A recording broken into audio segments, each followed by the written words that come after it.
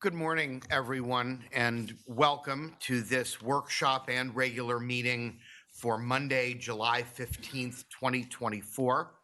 We have a quorum of board members present. The meeting was noticed in the Florida Administrative Register and on the Tampa Bay Water website.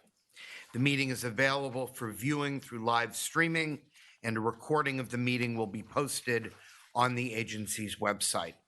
At this time, I would like to ask our Vice Chair, Lizette Hanowitz, to lead us in the Pledge of Allegiance.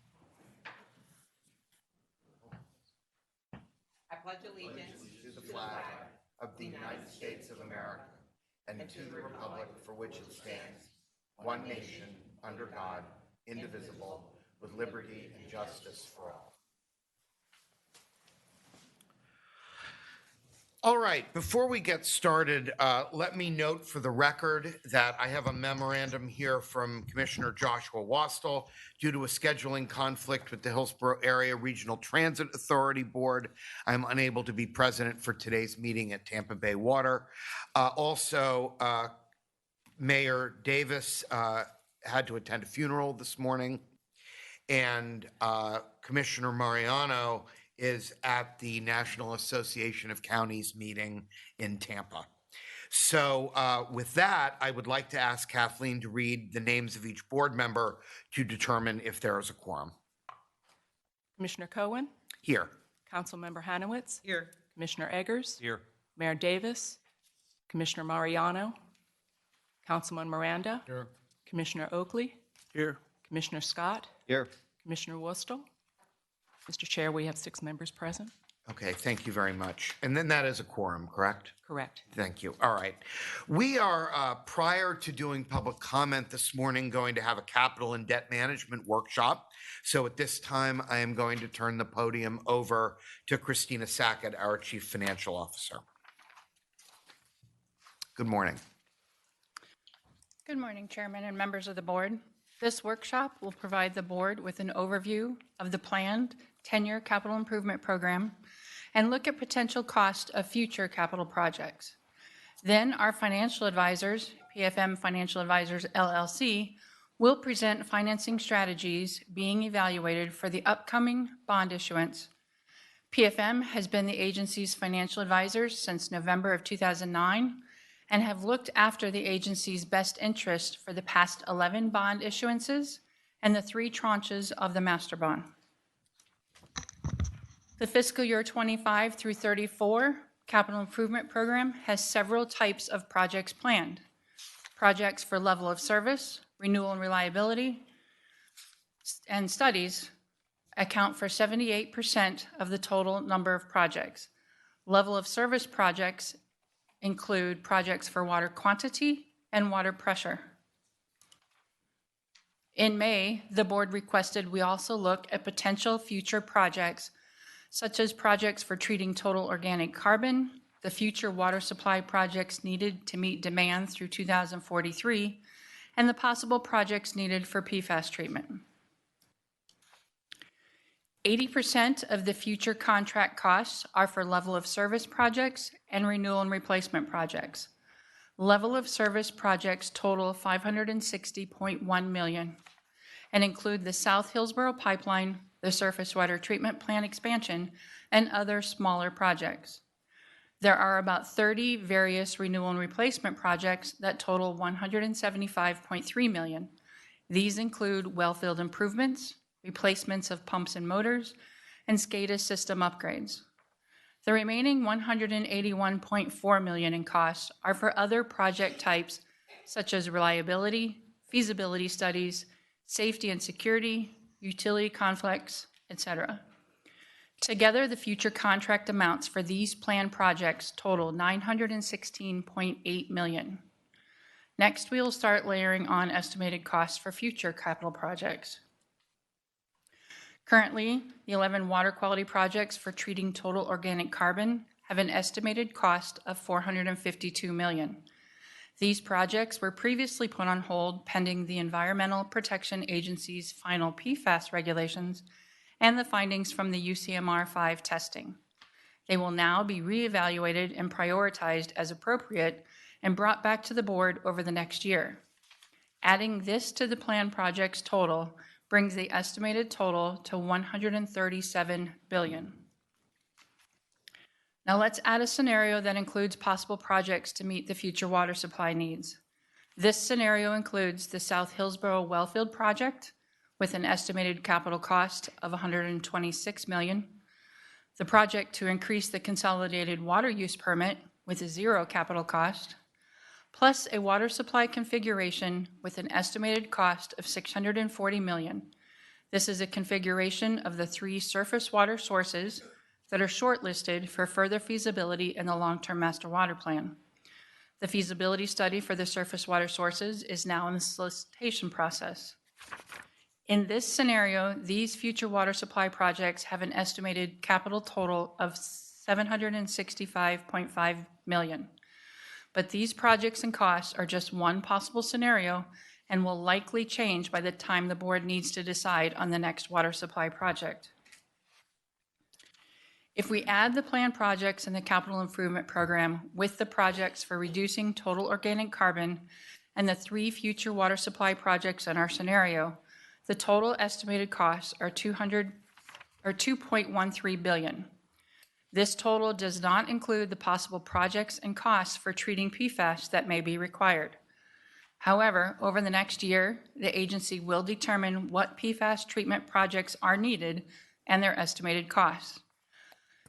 This information, along with the reevaluation of the water quality projects, will be presented to the board for decisions over the next year. But let's focus on the contracts that will be coming to the board in fiscal years 2025 and 2026.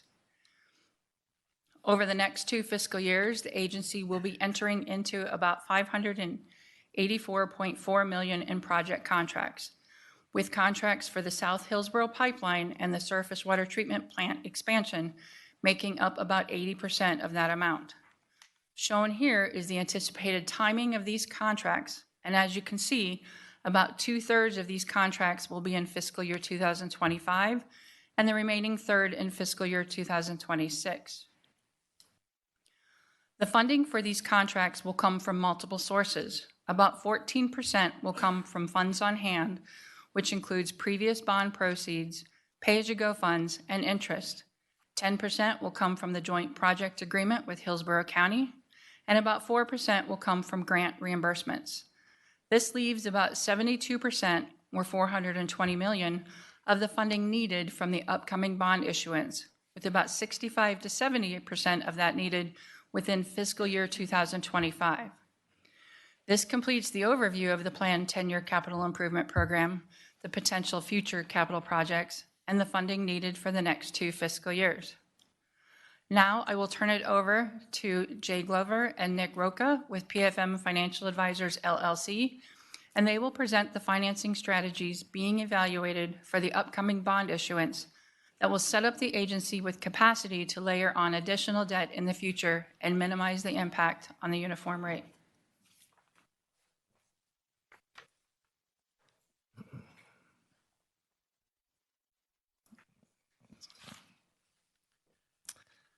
Yes, good morning, everybody. I'm Nick Rocca with PFM Financial Advisors, and I've got my colleague, Jay Glover, here with me. And today we'll be providing an update on the plan strategy for the upcoming 2024 bonds, a brief overview of how the future CIP debt is expected to fit into the authority's debt profile, along with a few additional financing considerations, and an overview of the 2024 bonds timeline. First, we want to remind the authority of your current annual debt payment schedule.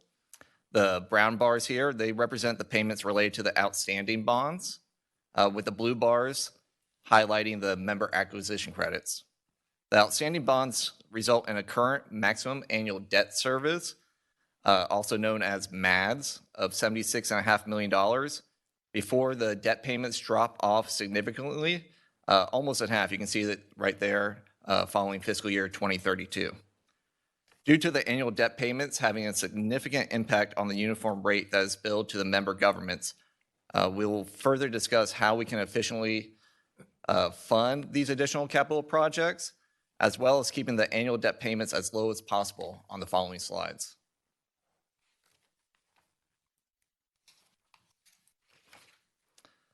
So with the 2024 bonds, we're looking to finance $420 million of the capital improvement plan with debt proceeds. Due to the current debt payment structure, we believe it's beneficial to wrap the 2024 bonds debt service around the existing debt, while also strategically restructuring a portion of Tampa Bay Water's outstanding bonds to provide some relief in the earlier years where the payments are the greatest. By structuring the 2024 bonds principal amount around the outstanding debt, we can help minimize the impact on the annual debt service that will be incurred.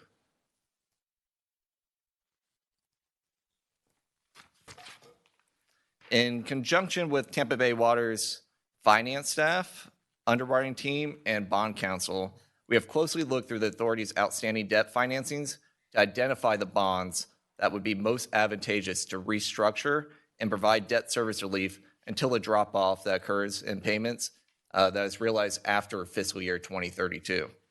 Our analysis shows a restructuring of the 2015B and 2016B bonds, along with $420 million of the new money bonds, would help ease the impact of layering on this new debt. In the table on slide 15, or slide 16 here, we highlight the principal from each series of bonds that's eligible to be refunded. In total, we are considering a refunding of $107 million of the outstanding bonds currently set to mature in those pinch point years of fiscal years 2027 through 2032. On slide 17, we have included a graph showing the net impact from the restructuring of the 2015B and 2016B bonds, along with the financing of additional $420 million of new debt. The brown bars, again, that highlights the outstanding debt, less the bonds that are to be restructured. The orange and yellow bars show the restructured principal amount being placed in fiscal years 2040 through 2045, where there's more debt capacity. And the green bars, that shows the $420 million of new debt being layered on top. In this graph, we also added a purple dotted line that represents where the total annual payments would be if we were to issue the $420 million of new debt without restructuring any of the authority's outstanding debt. As the graph shows, the restructuring of the 2015B and 2016B bonds is expected to provide substantial debt service relief in fiscal years 2027 through 2032. Note that we have structured the new debt to have no impact on the fiscal year 2025 debt payments through the use of capitalized interest. Additionally, we have highlighted the estimated new maximum annual debt service amount expected to occur in fiscal year 2030. The outstanding 2001A bonds comprise of roughly $47 million in debt service in that year. And due to restrictions on that debt when it was originally issued, it is not able to be traditionally refunded prior to maturity. There are alternative methods we are examining, though, to deal with this spike of debt service that we plan to address prior to its maturity in fiscal year 2030. While the 2024 bonds will comprise of a significant portion of the authority's capital improvement plan, we need to remain cognizant of the future potential borrowing needs. We have sized the 2024 bonds and related restructurings of the outstanding 2015 and 2015B and 2016B bonds with this in mind. The combined 2024 new money and restructuring debt is represented by the green bars in this graphic. And as we understand it, the borrowing needs of Tampa Bay Water expect to be much better understood next year.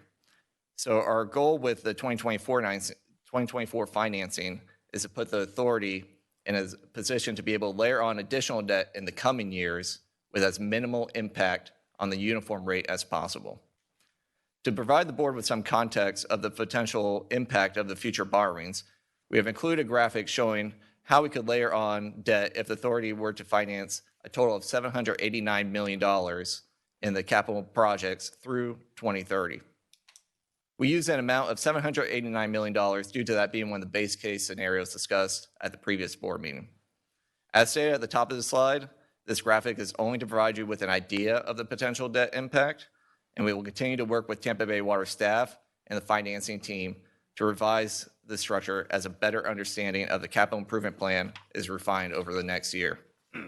Also, as previously mentioned, we are continuing to evaluate different options to reduce that spike in debt service you see there in fiscal year 2030.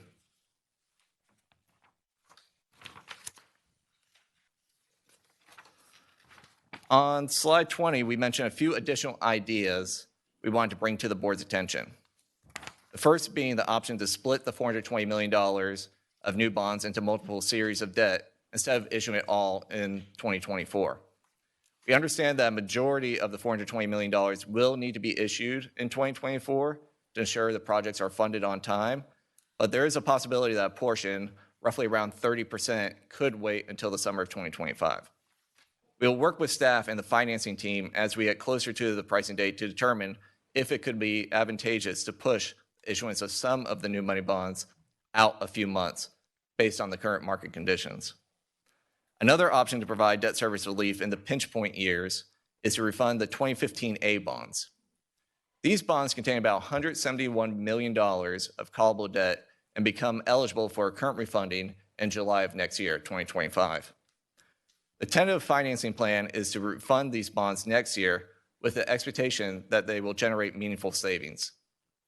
Also, if it is decided to layer a portion of the $420 million of new money bonds into 2025, as we previously mentioned, the refunding of the 2015 A bonds could be completed in conjunction with that new debt financing, increasing the efficiency of the issuance process. And finally, we will keep evaluating the feasibility of restructuring all or portion of the 2001 A bonds to provide relief in fiscal year 2030 and smooth out the authority's annual debt payments.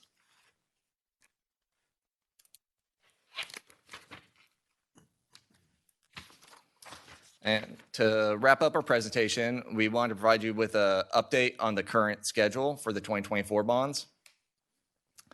At the August 19th board meeting, we plan to present a resolution authorizing the issuance of the 2024 bonds.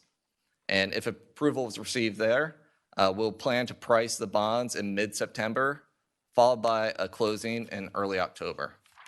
And with that, this concludes our presentation, and we'd be happy to address any questions the board may have. Thank you. Thank you very much. Okay, a lot there. Board members, you have a printout of this presentation for your reference prior to the August 19th meeting. Are there any additional questions this morning? Commissioner Scott. Thank you, Mr. Chairman. Thank you for that presentation. That is a lot of information to get your head around.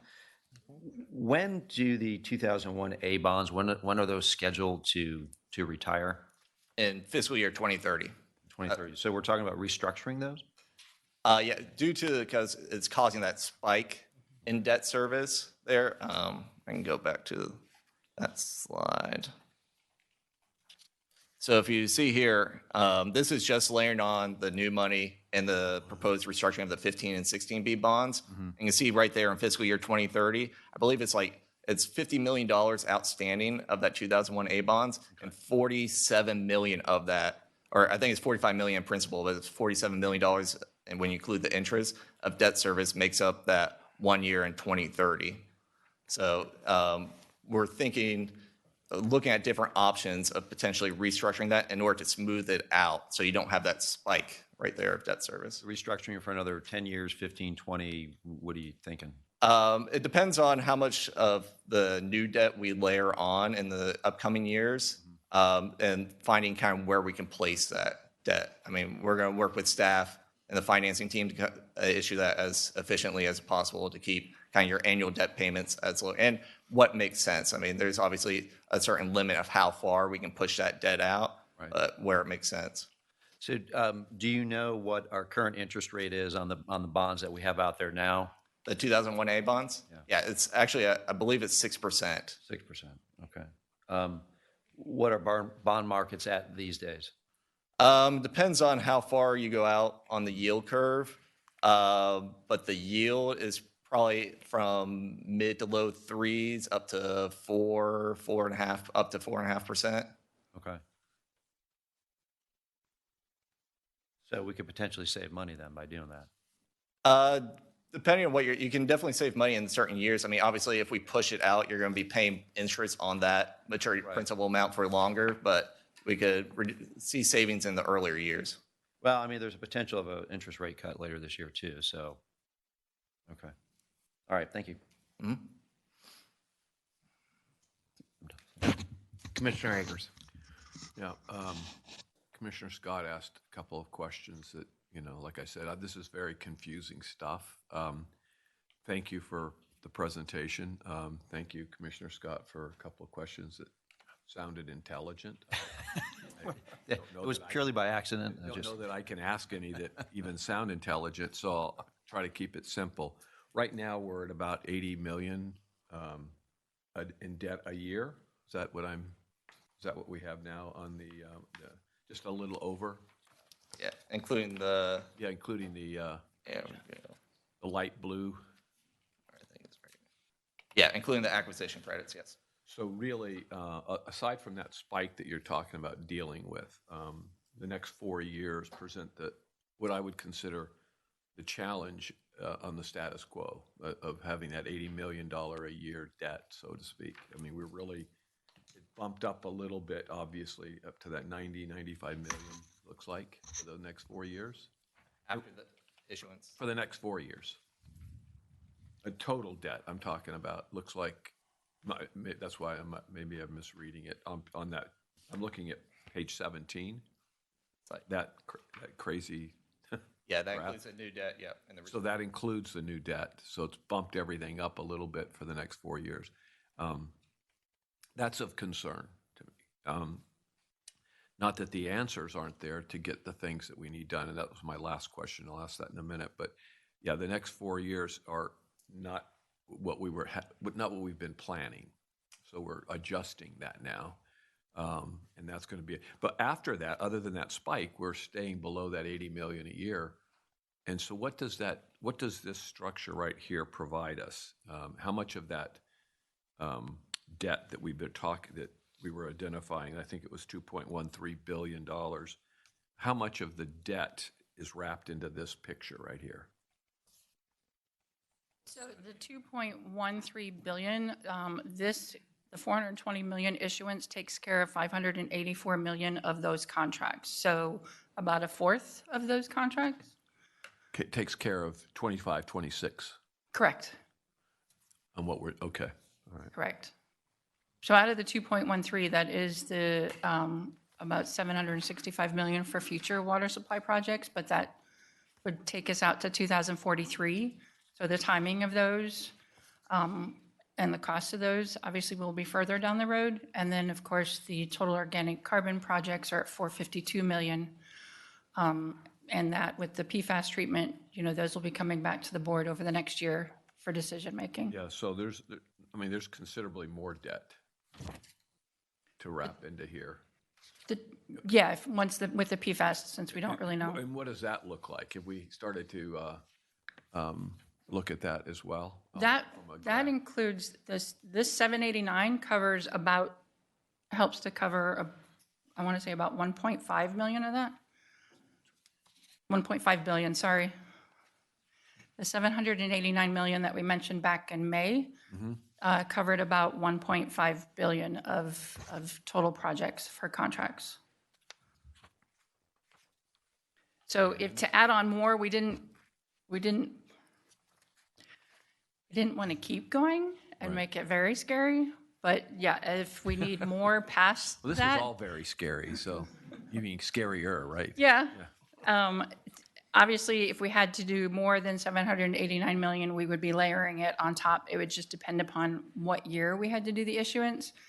Some of the future water supply projects would be further out, not until the need until 2033, 38, and 43. So some of that will still go further out. Okay, so just one more time. Go ahead. Did you? I was just going to say, I mean, as she mentions, a lot of those projects aren't coming up until potentially 5-10 years from now. So as you can see, you will be generating capacity as you move through time to put additional debt service, principal repayments out past 2057. So again, I think the goal for today is to remain as flexible as possible. One, because we don't know what the full CIP is going to be, and also we want to remain flexible with this issuance because there's a lot of dynamics going on in the market as to when we should time this financing and when we should do it, whole or part of it, given all the issues with interest rates and the election. So our main goal here is flexibility and giving you the ability to layer on debt in the future. But no doubt, if you do, $1.5 billion worth of debt, it's going to have an impact on your uniform rate. But we're trying to minimize that as much as possible. Okay. I think I'll have more questions next month, I'm sure.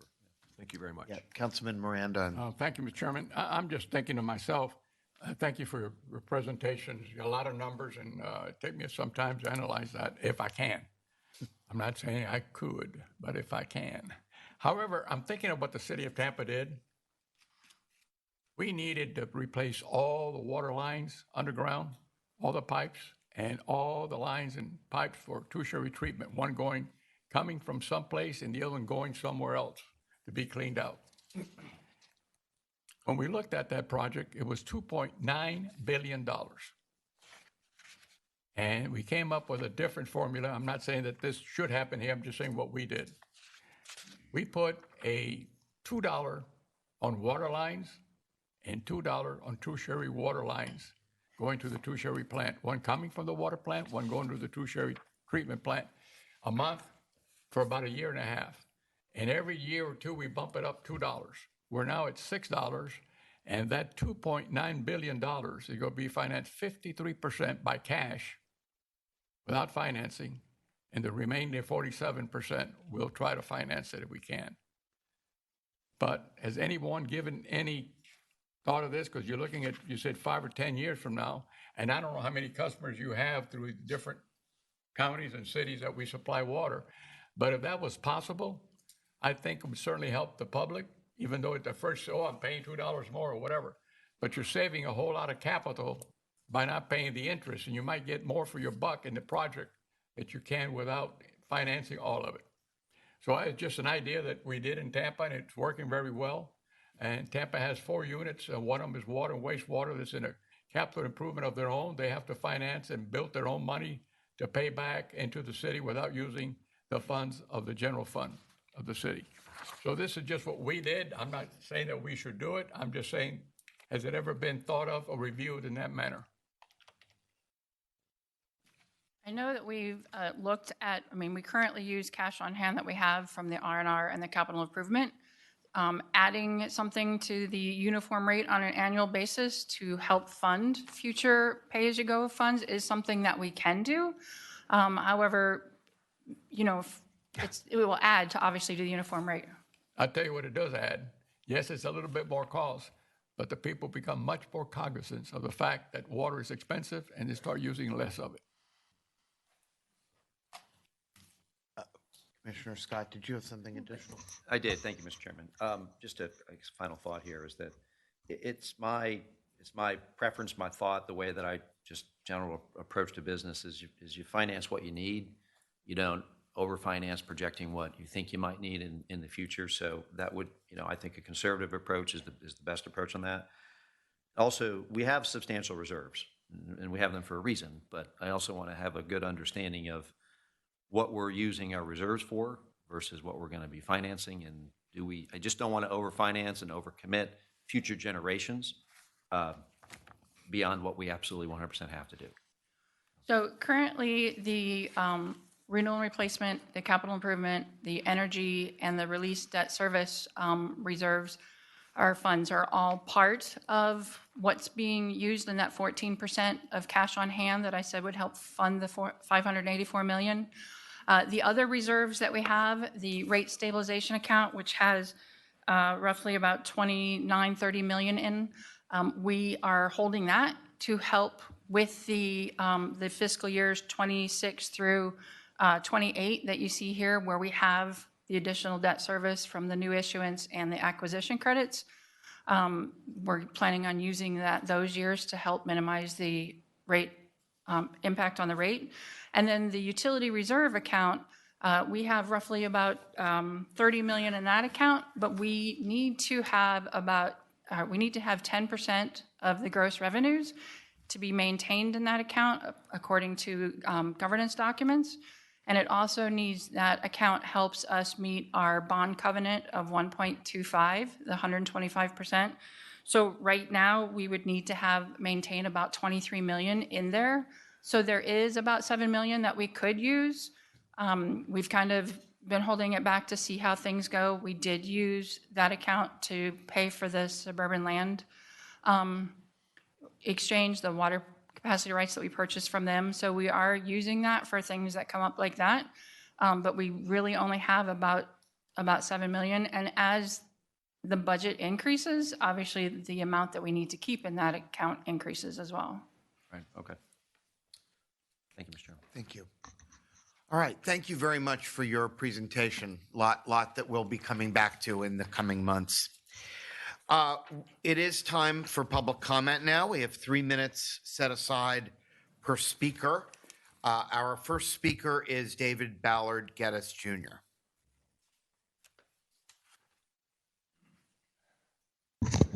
Hi, good morning. David Ballard Geddes Jr. I live at 802 Georgia Avenue in Palm Harbor. Pinellas County has placed the residents in a ready-to-serve zone. I now live in what's known as a reclaimed water ready-to-serve zone. So exactly what political ways and means brought this about? Originally, I lived in a non-deed restricted, unincorporated area of Pinellas County. What does it mean to live in a ready-to-serve zone? Who is serving? What is serving who? And what if you reject the dictates of paying the reclaimed water availability fee? Is the county intending on foreclosing on our homes for not paying for their contrived availability charge? The reclaimed water contract is a variance application which extends a variance not just for public utilities between the sidewalk and the street, but this variance of such includes my entire parcel of property, allowing for development rights to a third-party private facility as granted. What is meant by this transfer of development right is the county utility allowing an ad hoc third-party facility the right to privatize infrastructure, invoking a third-party levy against the equity of our homes to pay for such ad hoc infrastructure racketeering schemes, whereas the county fallaciously thumbs the residents and allows for ad hoc bashuas the right to tap into the equity of our homes, plundering us as based on Federalist Paper number 23, tapping into the equity of our homes to pay for this third-party facility contrived infrastructure as recognized in Pinellas County Ordinance 97-103. Article 5, Section 126-509A. In effect, the county is allowing a third party to assess a poll tax using a third party direct tax system directly taxing the residents. Based on Florida Statute 15303, Section 5, the reclaimed water variance is claiming eminent domain rights, taking both our personal and our real property. All of our rights are being taken in Statute 170.03. The reclaimed water variance application clearly states that I, the applicant, literally owe my health, my safety, and my religious convictions, taking our liberty, our property, and our life, and our religion too. Imagine that, while birthing water jurisdictions under the 14th Amendment, placing Christianity in bondage. Thank you, Mr. Geddes. Mark Clutho. I saw Mr. Clutho. Oh, there he is.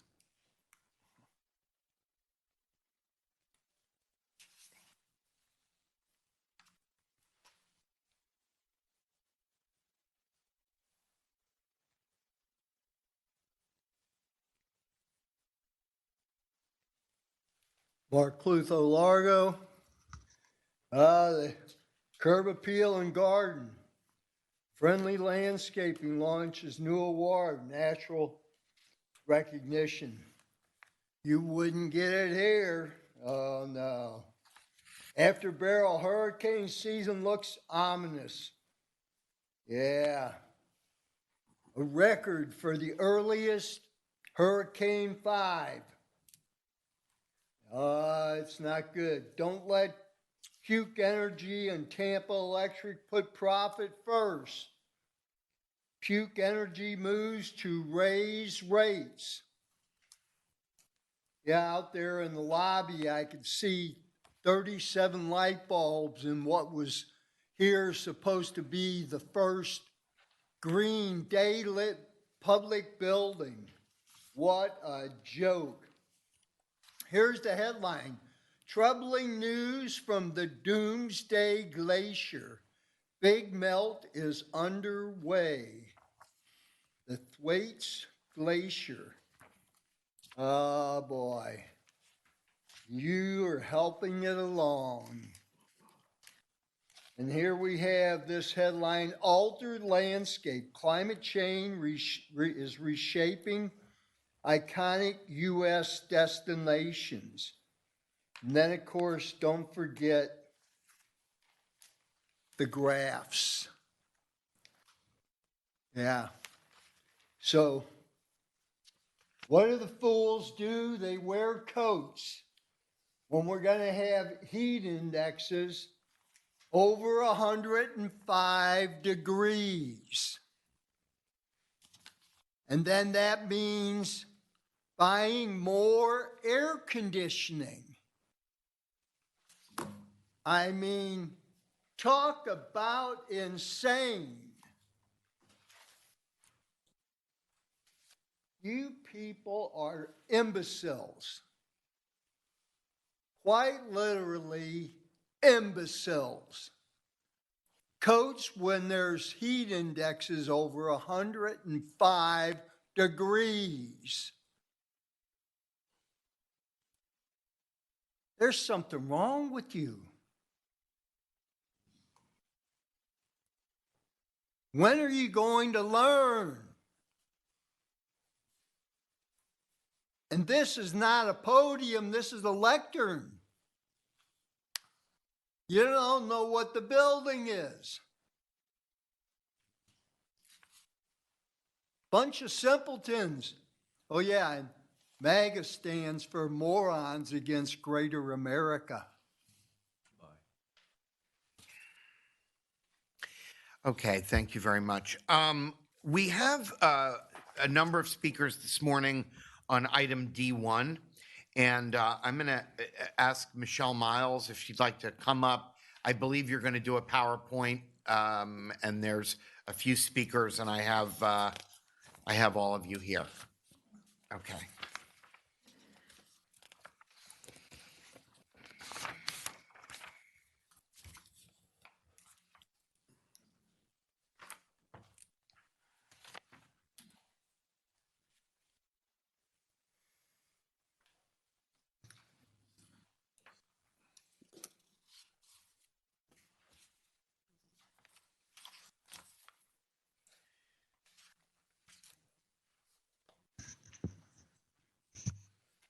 And I believe, just for the record, Michelle has 6 minutes. Thank you, sir. Thanks. Okay. Good morning, and thank you very much for your time. My name is Michelle Miles, and I live on Vinekeeper Court in Seffner. And today I'm here with 6 other neighbors, and we are here to share concerns that are happening in our community, which definitely could negatively affect the Tampa Bay area's precious water source and environment. Please know these information shared will be different, each one of us, and it's our hope to bring our specific issue to your attention that could possibly help us navigate how to best handle what we now know to be illicit discharge proactively, not reactively, as well as to educate the public, since this could be happening in every one of our community's backyard. We're here to discuss item D1, the surface water treatment plant project, and we are in complete support. And we thank you because this is a much needed project, and we also need education to successfully protect our valuable water.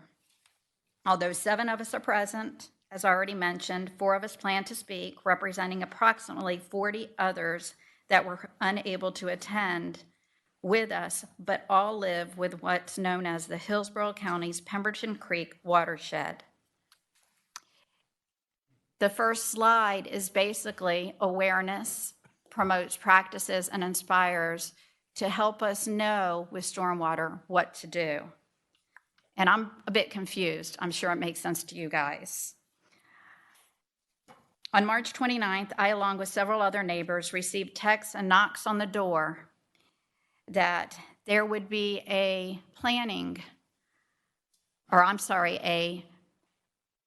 public hearing on April 8th. And if you see on there, it was about 4.83 acres privately initiated. It was adopted residential, and they are currently doing heavy commercial, although the use was light industrial planned, is what they were asking for. It didn't make sense to me. The only thing I knew is I saw wellhead protection zone and FEMA zone. I freaked. So with that said, I started making calls, knocking on doors, and this occurred on March 29th. 6 of us actually attended this public hearing, and we found out that this operation, this heavy industrial business, has been operating for 12 years on 4.83 acres of agricultural land, openly disregarding Hillsborough County ordinances, Florida statutes, and public safety with impunity as of today, despite the danger his heavy industrial business creates. With that, I go to the many different things, EPC, water supply. Unfortunately, there's so many different agencies, you don't know who to contact. I mean, I have done research after research, and that's kind of what that showed. So, in 2013, my husband and I, we purchased our dream home with a small subdivision with only 9 one-acre parcels. Prior to buying our home, we researched the community's land use, and only residential small businesses like offices, daycare, or places of worship could be approved. My husband and I have a reverse osmosis system like many of our neighbors, since sulfur and iron are commonly found in well water. However, until March 29th, we were unaware that this small auto parts junkyard behind our cul-de-sac expanded their business from 3 acres to 9.5 acres without any regulatory accountability mandated by law for 3 of the 4 parcels owned. Salvage yards must be properly regulated because both hazardous and non-hazardous waste streams can be created from wrecked vehicles if not properly received and stored. How did this go undetected? For 12 years. It was 11 for me. Well, it's because 9 acres was behind an electric gate and privacy fence, which left us to assume incorrectly. My first call was to South Florida Water District, Swift Mud, on April 3rd. They're clearly my heroes. They responded within 2 days. That's the letter that's up there, and they advised them that, you need to get your stuff in order. They didn't have an ERP permit, which is an environmental resource permit. My second call was to a diligent and patient Hillsborough County code enforcement officer, as well as many other amazing code enforcement department teams. And that code enforcement officer continued to meet with the business each month for 19 months to try to bring him into compliance. And yes, I said 19 months. 2 more cases were then opened, and he was cited for improper use of zone site plan in May of 2024. Once it was realized people's drinking water and our environment were at risk at being contaminated. So this is one of the slides where it shows there's Lake Weeks. There's a ton right here. This is where the star is, where the business is. There's a ton of people that live there.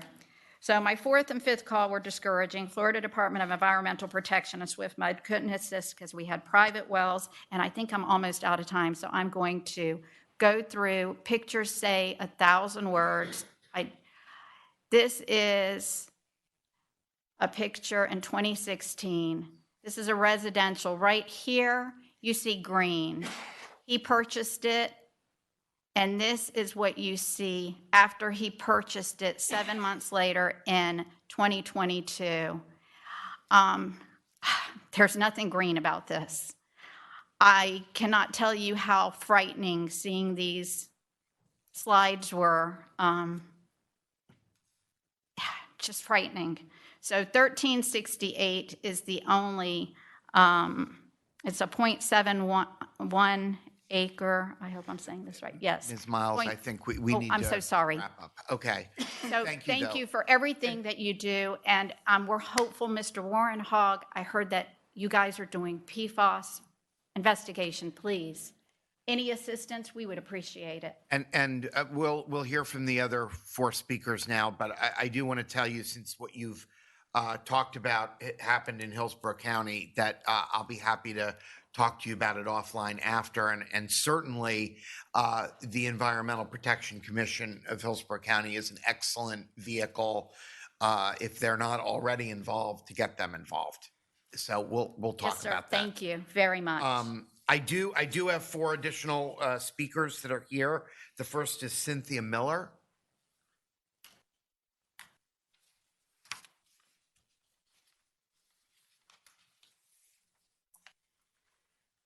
Good morning. I'd like to thank you for the opportunity to express my concern. I live at 814 Chastain Road on the south end of the road near MLK and the heavy industrial operation that Michelle talked about. We built our house in '75 with the intent to retire there and live out our lives. When we built it, we knew that one day some growth would come in on MLK, but not heavy commercial growth, especially the one that would ruin the neighborhood and possibly affect our water source. There are approximately 50 homes in our area, Chastain Road, Vinewood, and Vinekeeper, and we all have wells. We don't have any county water. It's not available. Okay, on May 13th, and throughout that week, I was seeing several dump trucks of sand going back to that buffer area that Michelle spoke about. We're assuming to dump it because what else are they going to do with it? And on buffer property, why would you bring in dirt? It should be pure buffer. But we don't know. And on July 8th, I also saw a green recycling truck that went back there. And that's a Monday, and that's not our normal recycling day. So not sure what that was. We've been hearing loud noises for a while now, and I believe that it's them crushing up these cars. All this takes away from the laid-back, quiet community that we have lived in for almost 49 years. In closing, the real reason for being here is that we want to protect our community and our water that we drink every day. Water quality also affects various livestock in our area: dogs, cats, chickens, goats, cows, and strawberry fields, strawberry growers. Small business is always welcome, but not the type of commercial business that could pollute the ground and the water sources from car fluids that come out of these wrecked vehicles, antifreeze. There's just a whole list of them. Not to mention that we are in hurricane season right now, and the water runoff from a storm, even a rain shower, could go into the creek nearby and could ultimately flow into Baker Creek and flow on downstream. Thank you. Thank you. Grace McCombs.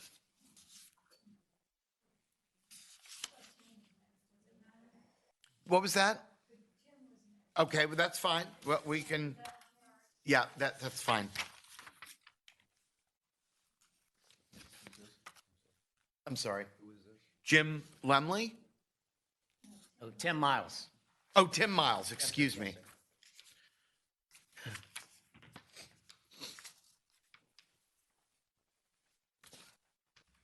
May I approach to give you something, sir? Sure. for the record? Or if you'd like to give it to the clerk, she'll, thank you.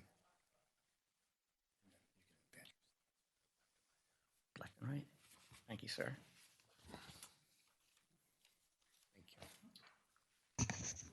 Good morning. My name is Tim Miles. I live on Vinekeeper Court in Seffner, Florida. Thank you for your time and listening to us today. The slides I'm going to show, these pictures really paint 1,000 words. So I'm going to be brief. A lot of the stuff that is written on here is really just for the record. So here we go. First slide. The 4 parcels you see, the 2 to the left, the largest parcel on the bottom left, outlined in red, and the one above it is residential agricultural property. And you can see the vehicles on there. The next slide. This is the business that's operating there, and this is their own website description. They're doing all kinds of things that could contaminate the ground and, of course, our drinking water. Next slide. This is, according to their website, all the operations they're doing on the property. This is not allowed, especially in residential agricultural property or commercial general property.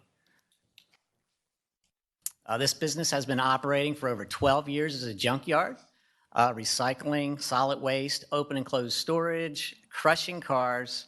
All of this causes hazardous fluids to leak from the vehicle, whether it's residual or if the engine block cracked or the coolant leaked, all is leaking into the ground and getting into our water system. This slide is just for the record. It shows the zoning. It's a table for the zoning, the allowable uses for the land, which pretty much none of these uses for this business are allowed. This slide just shows the same parcels. The parcels outlined in blue is agricultural residential, and the 2 in red is the commercial general, and everything around it is pretty much residential. Okay, this slide, this is from December of 2012. The 063743 parcel is the residential agricultural land, and you can see he's already storing cars on it back in 2012. 2014, you can see that this lot is now almost full of cars leaking fluids into the ground, hazardous fluids into the ground. All right, this slide shows, you can see all the cars, the damaged cars stored right up against the residential community, which is a protected wellhead zone and a 100-year FEMA flood zone. Okay, so here where you see it says water in the pictures, this is stormwater that's ponding around these vehicles with residual coolant, oil, all those hazardous fluids getting into the ground. I'm sorry, your time is up. Now, everyone has 3 minutes. There were 6 at the beginning because she had someone who donated their time. I've got someone who donated mine. I only got like 30 more seconds if you don't mind. Okay, if sir. you don't mind wrapping up, and then we're going to continue Yes, sir. on Yes, with the sir. other 2. Thank you. All right, so again, here you see all the cars in the stormwater, which is going into the ground and contaminating our drinking water. Okay, this slide right here, this is the most shocking slide to see. These are the trees where they're doing their operation. You can see, I mean, it is just severe decline and catastrophic canopy dieback. I'm pretty sure that's from all the hazardous fluids that these trees are drinking every day. This is just another slide of the same. Okay, here we go, last slide pretty much. All right, you can see the giant pool. This is recent, May 11th, 2024, the giant pool of hazardous fluids that's leaked out of this car onto the ground. This has been going on for 15 years. Again, we're just looking for, that's the end of my presentation. We are just asking that the Tampa Bay Water Organization would assist in protecting our waterways, our drinking water. As the lady said before, we do not have access to county water. We do have wells. So please help us. Yes. Thank you so much for your time.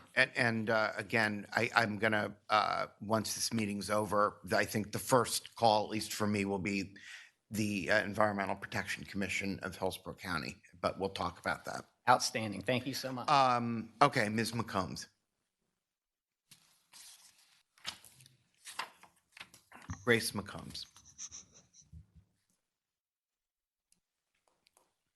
Good morning. And just as an aside, EPC gave them a glowing report, which I believe we have in the packet. Anyway, my name is Grace McComas. I live at 805 Old Darby Street.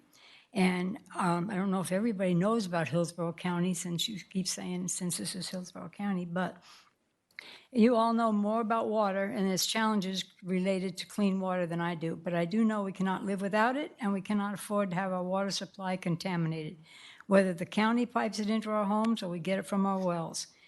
And I know that our county's water depends on surface and groundwater.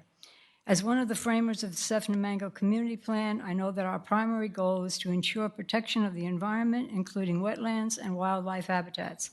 Our rural lands provide the ability for surface water to contribute to groundwater, streams, creeks, lakes, and the river, and to provide safe water for all the county. The Baker's Canal system, if you're not all familiar with it, but I bet you all know this, flows north from the lakes and streams south of Sefner to the wetlands of the Pemberton Creek watershed and 100-year water plain, to streams and creeks, including Baker's Creek, and the 100-year floodplain north of Highway 92, which is more of Baker's Creek, to Lake Tananasasa, to the Hillsborough River, to the bypass canal when it's needed, to Tampa Bay. And I know you know it. One water objective, 1.2, is to protect and preserve, protection and preservation of water sources and low-impact development. The Sefton-Mango Community Plan does not include industrial uses in the rural service area, and that is from the comprehensive plan back in 2018 or something. My point being, we're here to ask you, as everybody has said, to assist us to stop the unnecessary contamination of our resources by non-conforming properties zoned AG and RS1 and RES Res 1, but performing heavy industrial business when even light industrial is not permitted. Thank you for your time. Thank you. All right, Jim Lemley, and I believe Brenda Lemley, are you here as well? And you're donating your, okay. So they have 6 minutes total, and I believe that's the last of our speakers this morning. I won't need 6, Good but morning. I'll get this done fast. Jim Limley, 1105 Vinewood Drive in Sefner. In 1969, according to figures given by the Tampa Times, more than 2 million fish died in one of the worst freshwater fish kills in our nation's history. That was Lake Tananasas and nearby creeks. After retiring from the Tampa Fire Department in 1986, I owned a well and pump business in eastern Hillsborough County. I was able to talk and meet with several of my customers that actually experienced this catastrophe. Many of these old timers that lived on the lake at the time of the incident knew something was changing, but there was no tangible signs to confirm their suspicions. Until a few months later, where millions of fish lined the banks and wells in some of the creeks. One of these creeks was Baker Creek, which just happens to be the creek that flows directly east of this possible contamination zone that we are concerned about. Our little group all have deep well systems, and we live in a very close proximity to what we feel could possibly be this contamination zone. Prior to COVID, it is our understanding that the Hillsborough County Health Department offered water well testing that included nitrates, coliform, pH, and volatile organic compounds, also known as VOCs. As you know, after finding VOCs in your deep water well system, it is way too late. This type of contamination will not only include the surface water, but has now invaded the Florida aquifer. And this is where things get a little sticky. Different agencies in Hillsborough County have been gracious and very helpful in providing us with rulings that have bolstered our suspicions. But they were very clear and concise that they would not enter into an area where a state agency should be in the forefront. As naive as we were, we expected these upper shelf agencies to jump all over our heartfelt plight. And for us, this was a great lesson to be learned. This lesson reminded me of a day when I was on the witness stand as a paramedic regarding a victim that tragically lost his life. My testimony was factual and it was very emotional. Under cross-examination by the defense attorney, his rebuttal to my testimony was, quote, "Don't bring us your silly feelings, just give us facts." So here we are, attempting to just give you our combined resources and our information. Facts that have taken months to gather, and presenting them with little or no emotion has been certainly challenging. Between the cost of needed water analysis and the fact we are unable to legally gain access to the drainage canal where this runoff of the suspected contamination is located, pardon me, we need your help. We are here to plead that your agency will take over the oversight of this chemical analysis and utilize your agency's authoritative access to fulfill the much-needed samples at the appropriate location. We are all certainly hoping for the best outcome. Thank you for your time. Thank you very much. And we've heard what you've had to tell us this morning, and we will take it up at another forum. Thank you. At this time, we are going to move on to our regular agenda. Our first, yes, Mr. Eggers. Just a question. I mean, I appreciate all of you coming all this way to share your story, and I know, and when I'm listening to it, I keep thinking Hillsborough County issues, state issues. You know, I mean, Tampa Bay Water doesn't have direct jurisdiction, so I just want to make sure that you all are aware of that. Yeah, I definitely feel like the remedy for this is going to be one that should probably take place at Hillsborough County, and that's why I think I will sort of transfer it over there and getting back to you. The only thing that does, you know, obviously from our perspective is that Hillsborough County continues to protect those areas that we draw water from for other sources. So, I mean, I just, again, I think you guys know your business, and I would hope that that would be taken care of. I just want to make sure that our water supply sources are protected as well, and so that's important. Absolutely. I just, I think it's going to take a little investigation on my part just to get to the bottom of exactly what's going on. Okay, here. maybe you could get back to us when you. We'll do that. We'll do that. Thank you. And perhaps we'll bring it back right in this meeting. Yeah, even if nothing else, just a resolution of support at some point might be helpful. All right. Thank you. All right. At this time, we are going to move on to the consent agenda. At this time, we will entertain a motion unless there are anything. Move approval. Second. Okay, we have a motion and a second. All those in favor? Sorry, Mr. Chair, I didn't hear who made the second. Oh, I believe it was Ms. Hanowitz and Mr. Miranda. Miranda. But I was looking to my left. Take so- your pick. I'm sorry. Okay. Ms. Hanowitz and Mr. Oakley. There we go. Thank you. All in favor, please indicate by saying aye. Aye. And there you go. Oh, are we? We have a. thank you. Mr. Chair, the motion passed unanimously. Okay, thank you very much. And we are going to move on now to our regular agenda. And the first item is the general manager's report. Mr. Cardin. Well, good morning, Mr. Chair and members of the board. It's good to see all of you. Since our last meeting, we took the break in June. I'd like to start off with letting the board know that the agency received the Government Finance Officers Association's Triple Crown for fiscal year 2022. The Triple Crown consists of a Certificate of Achievement for Excellence in Financial Reporting. It's also the Distinguished Budget Presentation Award and the Popular Annual Financial Reporting Award. So this is the 7th consecutive year that our finance department has received this award. I want to thank that department for their hard work. Secondly, I would like to introduce the board to the newest member of our executive team, Mr. Shane Johnson.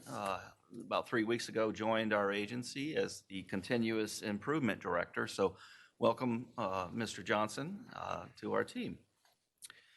And then I'd like to share briefly with the board how are we doing with the desalination project. And so I'm happy to share this picture with you. This is Rack number 1 of our project that we started, I think, in January. Right in January, we started the kickoff and took out all the racks, and we are bringing them all back one at a time, actually. First phase would be racks 1, 2, and 3. So this is completely rack 1 with the membranes in there. We are working on racks 2 and 3 through the month of August. And the goal is to have a startup in September, testing and startup. Officially, we would like to be done by the first week of October and provide 12 million gallons a day to our system. And then over the next several months to December, the other racks would come online. We'd be at full capacity, hopefully in December, to assist our system. And the next slides, I'd like to talk a little bit about some of the community outreach. These are some pictures with working with Keep Tampa Bay Beautiful. Was a kickoff for the Hillsborough River cleanup on World Oceans Day. If you see on the top right, you will see our chairman, Harry Cohen, in the picture. He did go out there and did a nice job with speaking on the importance of cleaning and protecting our water resources. These are some pictures in June. We participated in 3 workshops for Keep Pinellas Beautiful's high school environmental leadership workshops. You can see Christina Sackett. She's in that picture on the top right, along with Warren Hogg. They judge student projects and at that workshop. And then on the bottom right is Erin Hayes. She's a professional hydrogeologist with our agency. She did a overview of our agency and the importance of protecting and conserving our water resources. In the last set of pictures on the top, or to the left, is our purchasing staff, and they represented us at the National Institute for Public Procurement's reverse trade show. And then in top right, Jeff Giernick, he's a lead water resources system engineer. He presented on our integrated hydrologic model and our integrated northern Tampa Bay model up at the University of Princeton. And again, on the bottom right, Erin Hayes presented at another summer camp for Keep Tampa Bay Beautiful. And so at this time, I would like for Warren Hogg, our Chief Science Officer, to give us a status of our demands and supplies and our current conditions. Good morning, Mr. Chairman, members of the board. As Mr. Cardin indicated, I have a brief summary for you this morning on the current state of where we are as a region with our water. We did receive about normal rainfall from November through the month of March, but our spring dry season lived up to its name. We received about half of what we expected for the months of April and May, and we closed June at 7 inches of rain where we normally expect 8. So it was a bit drier over the spring and the summer, and we've been receiving rain most days, but the coverage has been atypical. It's not really rained in the river headwaters, and we've seen lower river flows in the Hillsborough and Alafaya River as a result through the month of June. The low rainfall during those months did lead us to an abnormally dry condition through the last couple of months. That's begun to recede with the rainfall we've been receiving, and most of our area is now out of abnormally dry, but we're not out of the woods yet. The summer rains have really just started. For the month of July, we've received about 3 inches so far, and that was through the weekend or Friday. Happy to report we did receive a lot of rain in those river headwaters yesterday, and river flows are now beginning to respond. In response to the drier hydrologic conditions, the Water Management District did extend the 1-day-a-week watering restrictions for the 3-county area through September 1st of this year. Our area does remain in a stage 1 water shortage condition through the end of June. We were having a rainfall deficit of 5.87 inches, and the Hillsborough River flow was in a surplus of 2.9 million gallons a day at the end of that 12-month period. Now, in order to come out of this drought condition or drought alert, we need to completely eliminate the deficit rainfall. We've got to be at zero or in a positive, and the flow in the river has to be greater than a 5 million gallon a day deficit. So we're meeting the river flow requirement, but we need some good rains in order to catch up. Through the month of June, we delivered 201.14 million gallons a day, which is slightly less than what we delivered the same period last year. Our budget for the year was 197.7 million gallons a day. Our year-to-date delivery would have been much higher had it not been for the rainfall through the winter, the cooler weather, the restrictions, and the enforcement by the members and all of our conservation messaging. That made a big difference. If you remember back to last fall, we started October and November with very hot, very dry, and very high demands. Fortunately, the winter helped us out, even though we've seen some increases in recent months. We've been withdrawing water from the reservoir for the months of April, May, and June due to the low river flows in our area. We normally expect to add water back into the reservoir in mid to late June, but that's not been the case this year. We did add a little bit of water to the reservoir in middle of last week or late last week, and also we started yesterday.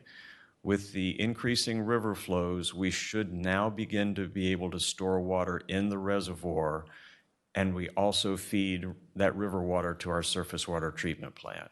So with sustained rainfall and river flow, we can begin to refill the reservoir. Our goal for the rest of the summer is to harvest as much of that river water as we can under our permits and store it in the reservoir for next dry season. As Mr. Carden mentioned, the seawater desalination facility remains offline until at least early fall of this year.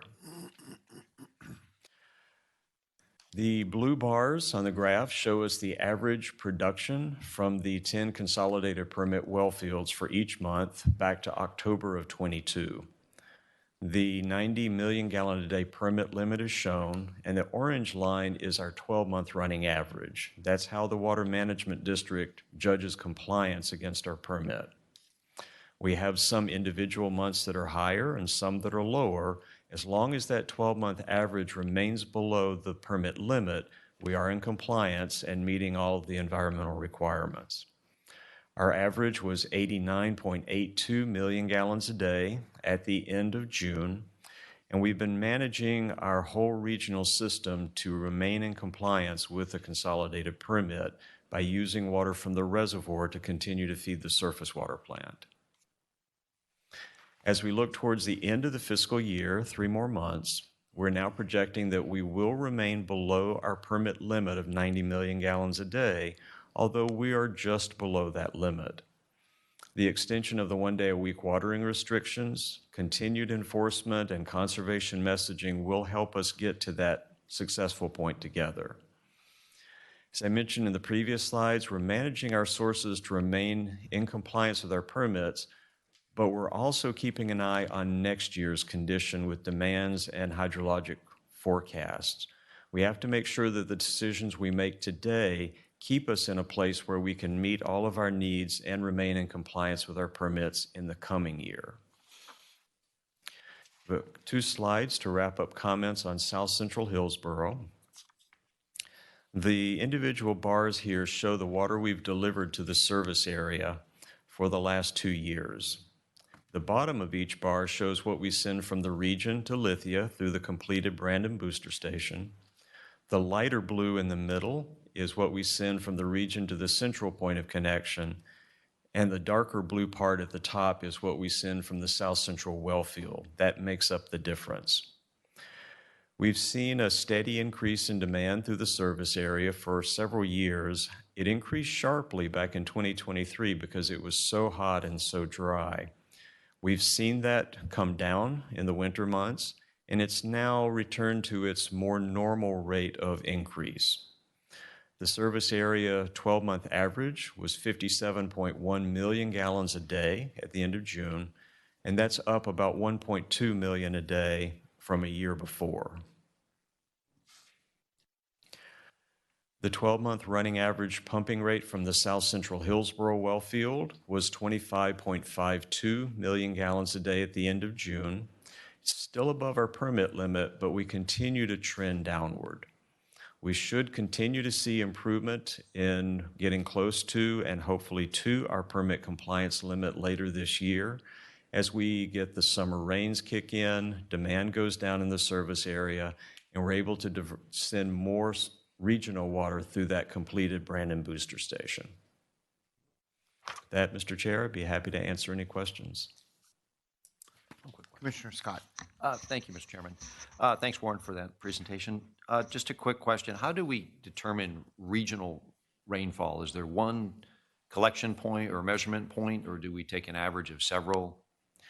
We have an average of, I think it's close to 30 individual rain gauges that are spread throughout the three-county area. So it's not a snapshot in one place because that can be really misleading. Right. We do have a lot of gauges up in those river basins in the headwaters where it really is critical, all the way to the coast, so we can average out over the whole three-county area.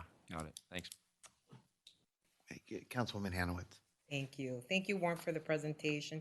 On slide 13, when we're looking at what our water use is expected to be in the months of July, August, and September, I look at it and I'm skeptical because it's so hot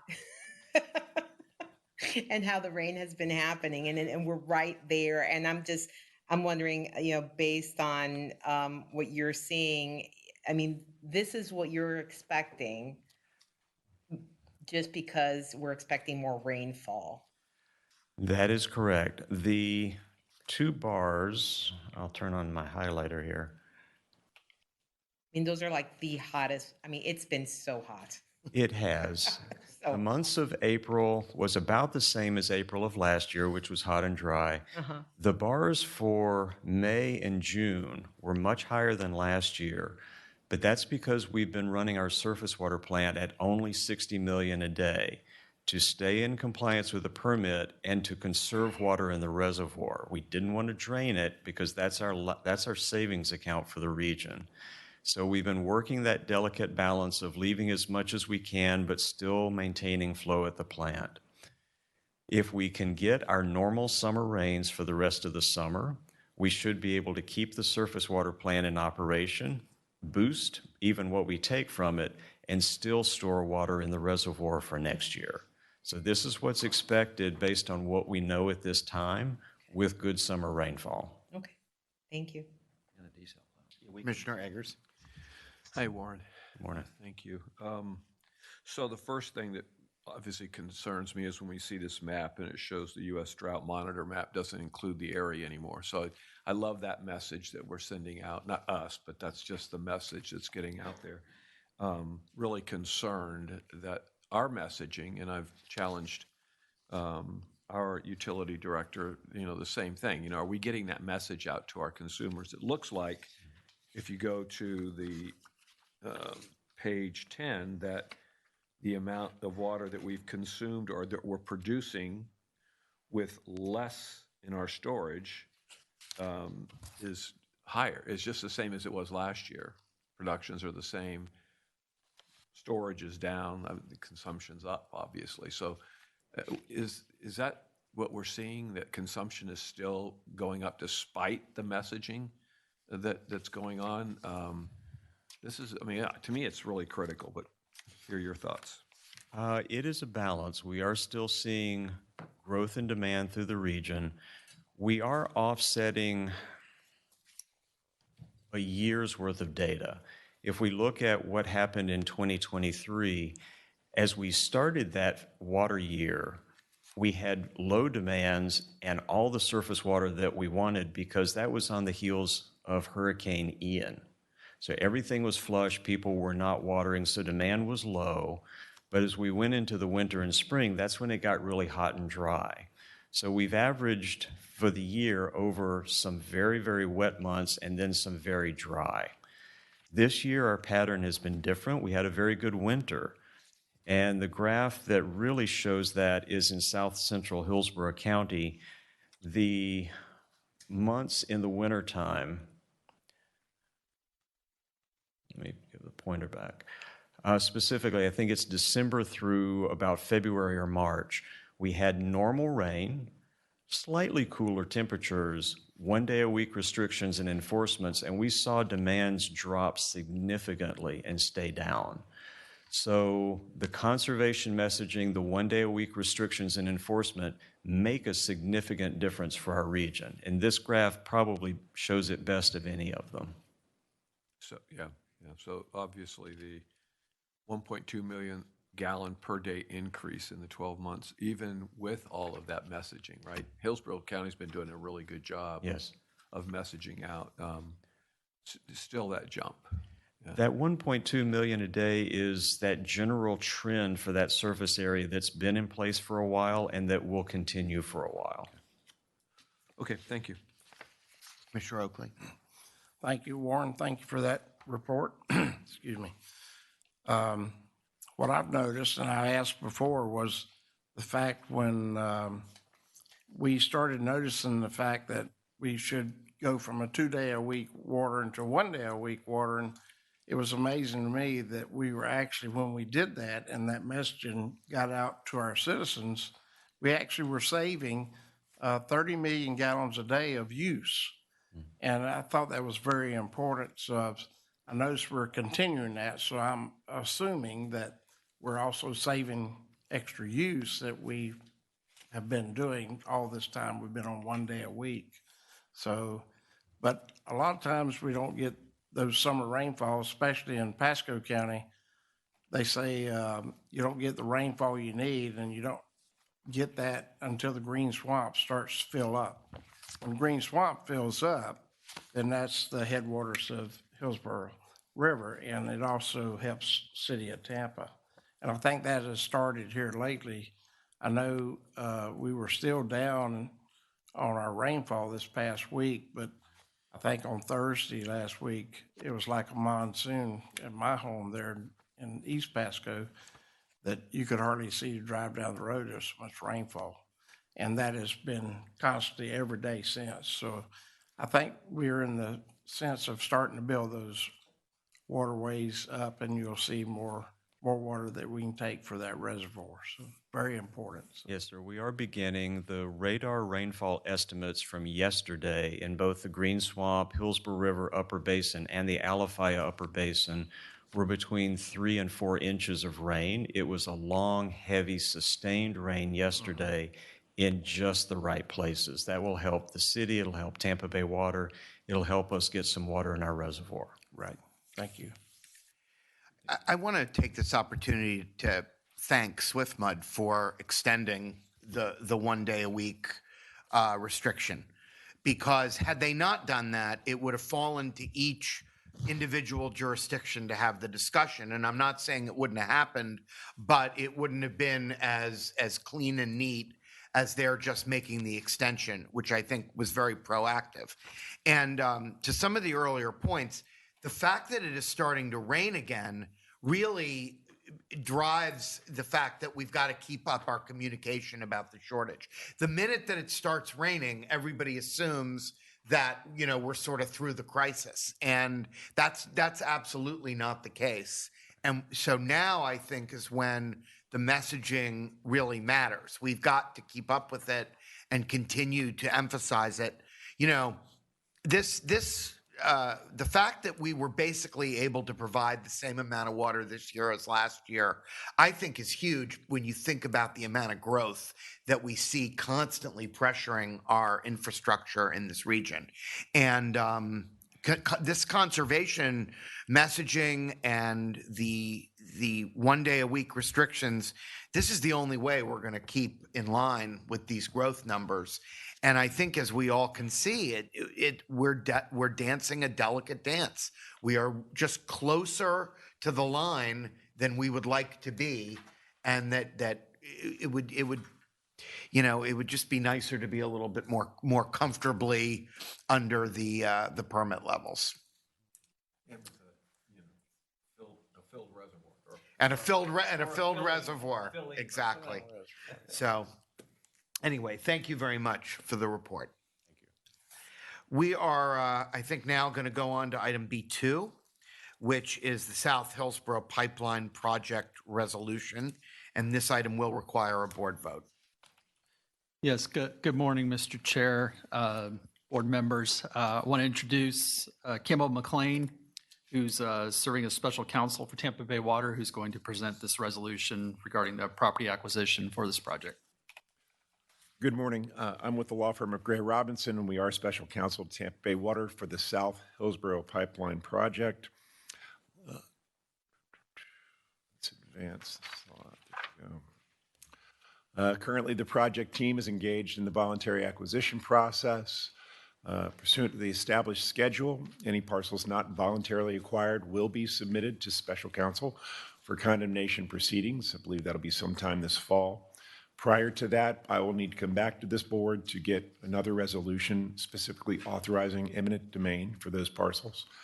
Prior to that, we need to accomplish certain statutory prerequisites in order to prepare for eminent domain. Now, this morning I'm presenting to this board a proposed resolution that accomplishes two basic goals.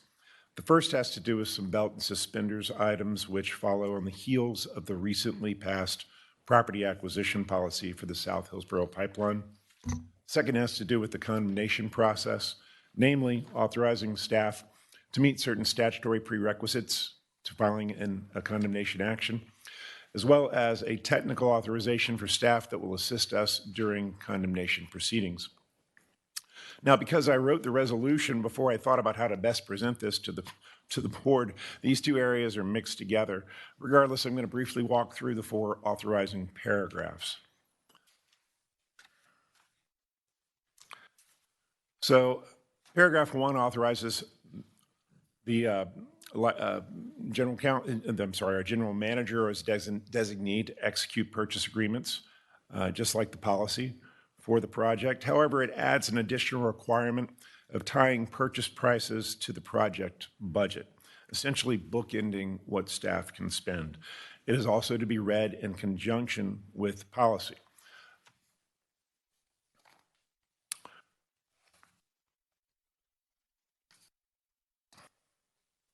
Accordingly, any proposed settlement which exceeds the policy will need to come back to this board for further approval. Now, going back to slide 3, Tampa Bay Water, I'm sure, is familiar with the condemnation process. We're all aware that Chapter 73 comes into play. Chapter 73 requires Tampa Bay Water to make written offers to property owners. And those offers need to be binding written offers of the quality that if they are accepted, they do not need to come back to this board for further approval. So we need to be able to execute the contract. There's usually some minimal negotiations, but if someone accepts one of those offers, it gets documented, signed, and closed. As a result,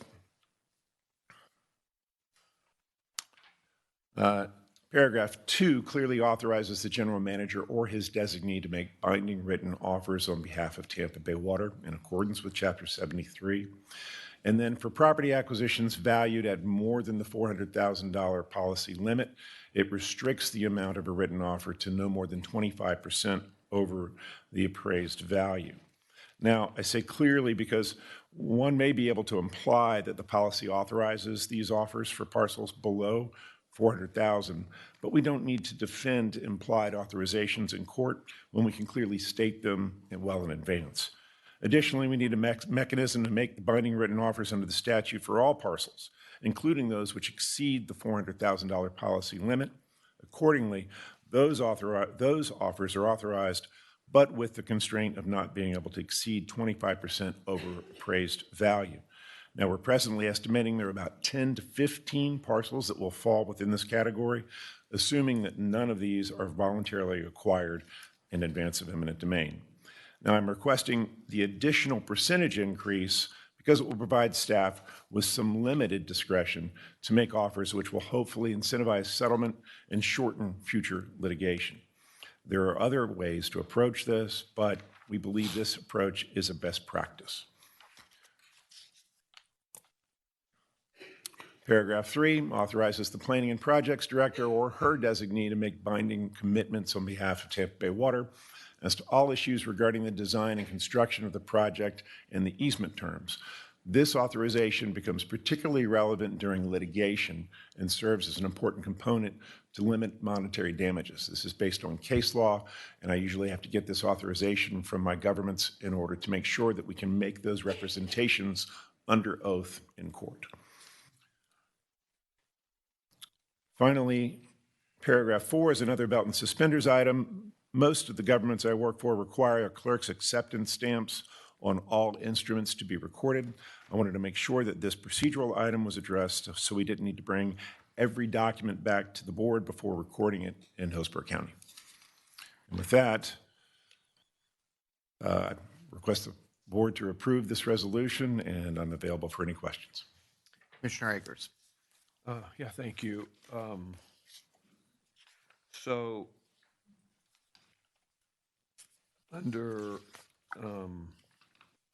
paragraph 2, there's 10 to 15 parcels that are more than 400,000. I'm assuming you have a specific number, or is that just an approximation?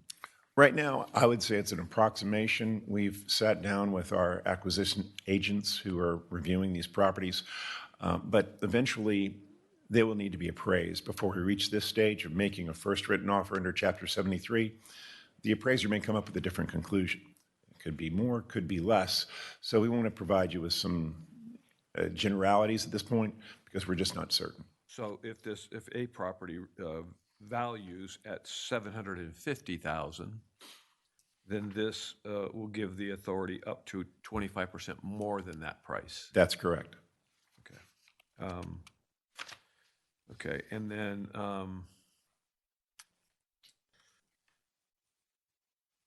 the paragraph 3, where we talk about the planning and projects director or her designee to make binding commitments. So before we were making binding commitments, I thought that was the general manager or his designee. Those are written offers on behalf. Now we've gone to a project director or, again, another layer down. Correct. To make binding commitments. I'm not sure what that means. Could you explain that? Sure.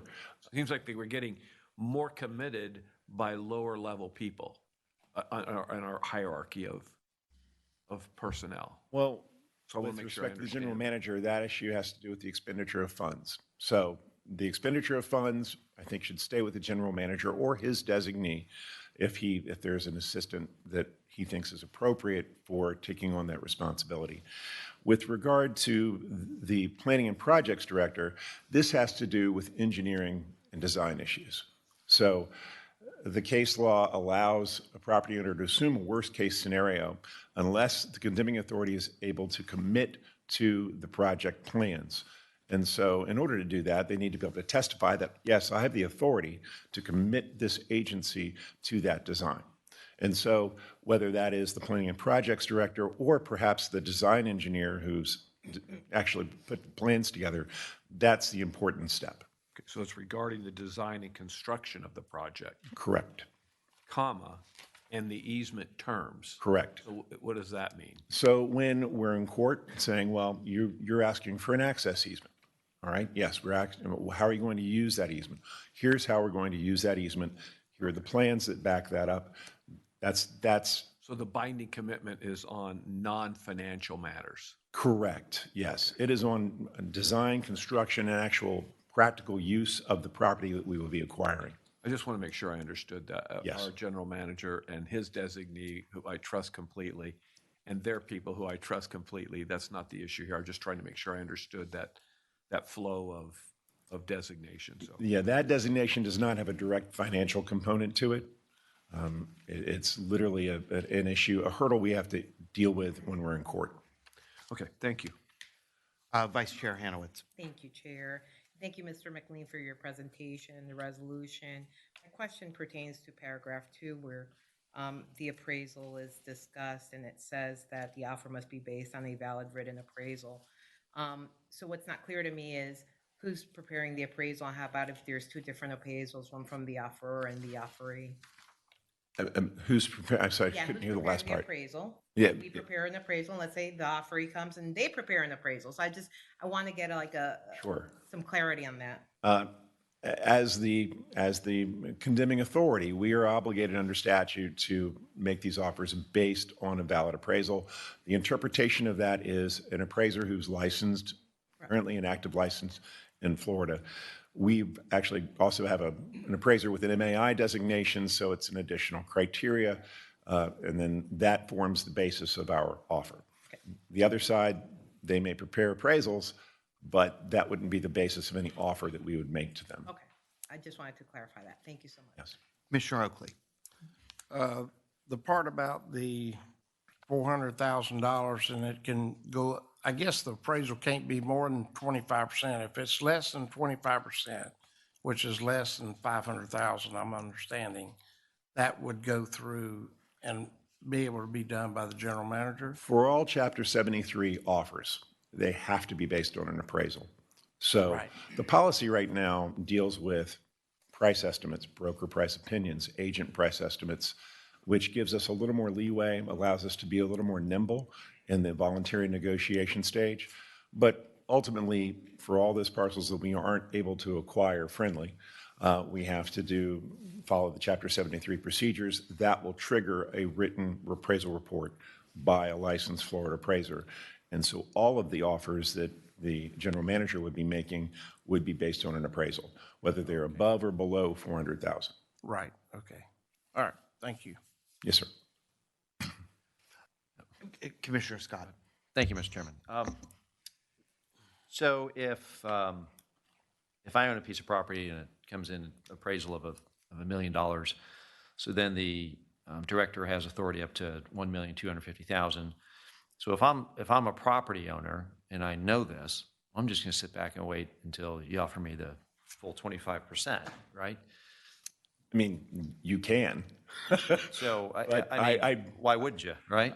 Yeah, it would depend on the situation. And that's one of the things that, we don't have that crystal ball yet. We have a lot of parcels, over 200.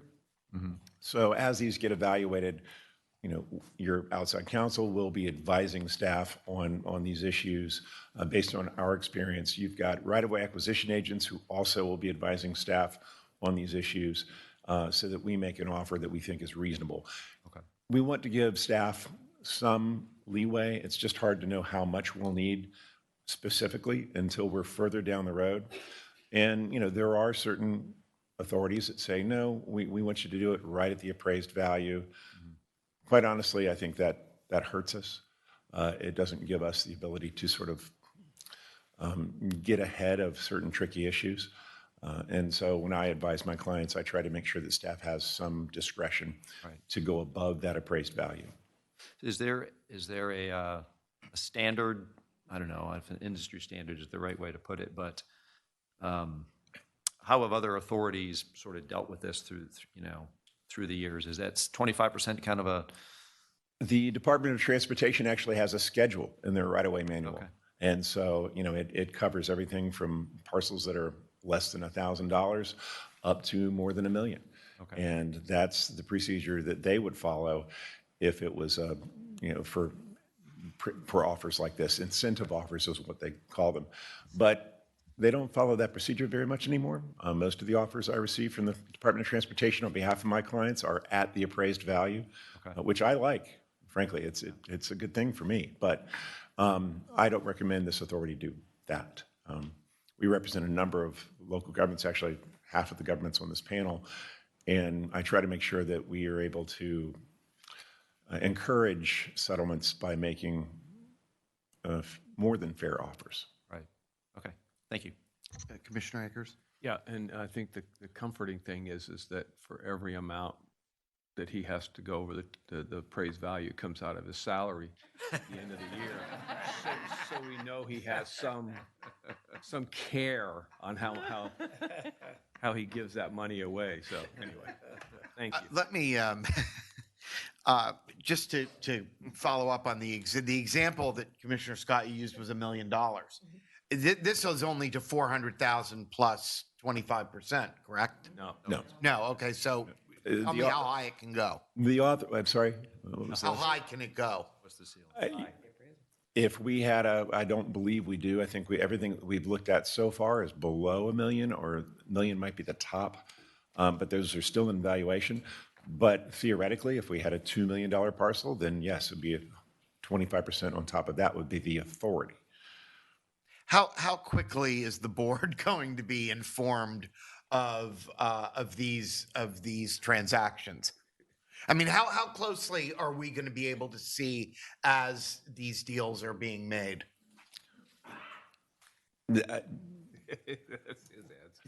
Well, I'd like to say, once we close the deal, the very next board meeting, I should be able to show you a report. Yeah, I think it's important that we just keep up with this and keep our eye on it, recognizing the discretion that we're giving. So, Councilwoman Hanowitz. Yeah, thank you, Chair. No, it's a little scary when we're giving up power like this and you have no idea what the numbers may come out afterwards. But I think to your point, what we're looking at with that discretion is potentially saving, obviously, condemnation proceedings and going through other methods, right? We're trying to avoid condemnation. We're trying to incentivize settlement and not use the court process at all. Right, and reduce costs at the end. Right, and that reduces costs and overall expenses to the authority. So that's our carrot. But yeah, I think to your point, Chair, I think it's important that we will have obviously an update in terms of where the process is at every meeting, so that way we can keep an eye on it. Thank you so much. You're very welcome. Keep in mind, these are based on an appraisal too, so it's not a blank check. Right. There's some method there. Yeah. All right, can we entertain a motion? Or is there additional discussion? I'll make a motion. Okay. Second. The motion from Commissioner Scott, seconded by Commissioner Oakley. Can I have one more? Yes, Commissioner Akers. So how many properties again did you say are that you estimate? 10 to 15, and we're estimating in excess of 400,000. 400,000. And you think that the highest is probably going to come in. You don't know for sure, but I'm just trying to, I would like to, as these close, in between the meetings, just send us an email, Chuck. Yes, sir.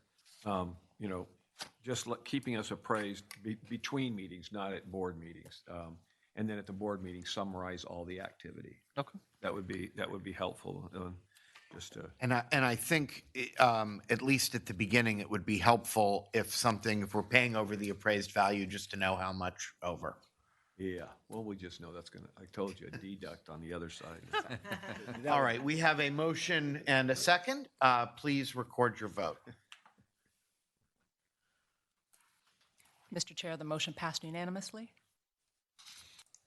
Thank you very much. And we are going to move on now to some additional action items. The first is item C1. That is the feasibility study for the new groundwater sources project. And Daniel Kiersey is here to present that item. Good morning. Morning. Good morning, Mr. Chairman and members of the board. Agenda item C1 is an action item for the feasibility study for new groundwater sources project. At the end of this presentation, I will be requesting approval of the professional engineering services contract number. Could you get that microphone? Yeah, thank you. Sorry about that. A little closer, that'd be great, thanks. At the end of this presentation, I will be requesting board approval of the professional engineering services contract number 2024029 with AECOM Technical Services Incorporated. The 2023 Long-Term Master Water Plan approved last November included further study of 7 water supply projects. Only 6 of the projects require further feasibility study. These projects are listed on the screen. The South Hillsborough Wellfield via aquifer recharge and the desalination plant expansion with seawater remain on the list of potential water supply projects, but they do not require additional studies at this time. Due to the similarities in the projects, the remaining projects were grouped together by supply source and divided into 2 larger projects or contracts. The first project, or solicitation, is the feasibility study for new groundwater sources, which is the focus of today's presentation. This contract includes the Eastern Pasco well field with either brackish and/or fresh groundwater, desalination plant expansion with brackish water, and the consolidated water use permit increase.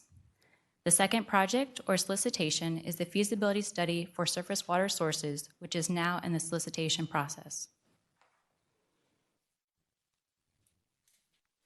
The groundwater feasibility study's scope of work includes a more detailed technical and economic evaluation of each project. The goals will be to determine the overall feasibility, refine yields and operation and maintenance costs, and to collaborate with residents. This will be accomplished through extensive modeling, the construction of test production wells and monitoring wells in Eastern Pasco County to conduct aquifer performance tests, water quality sampling, and environmental assessments. We will be engaging the public throughout the project as well. For each concept, we'll be working with the local community to inform them of our efforts, solicit input, and keep them updated on our progress and findings. We'll do this through a number of means, including direct mail, community meetings, web content, and more. Staff conducted a selection for professional engineering services in accordance with the State of Florida's Consultants Competitive Negotiations Act and received 2 proposals. The selection committee, comprised of Tampa Bay Water technical staff, ranked AECOM Technical Services Incorporated to be the most qualified.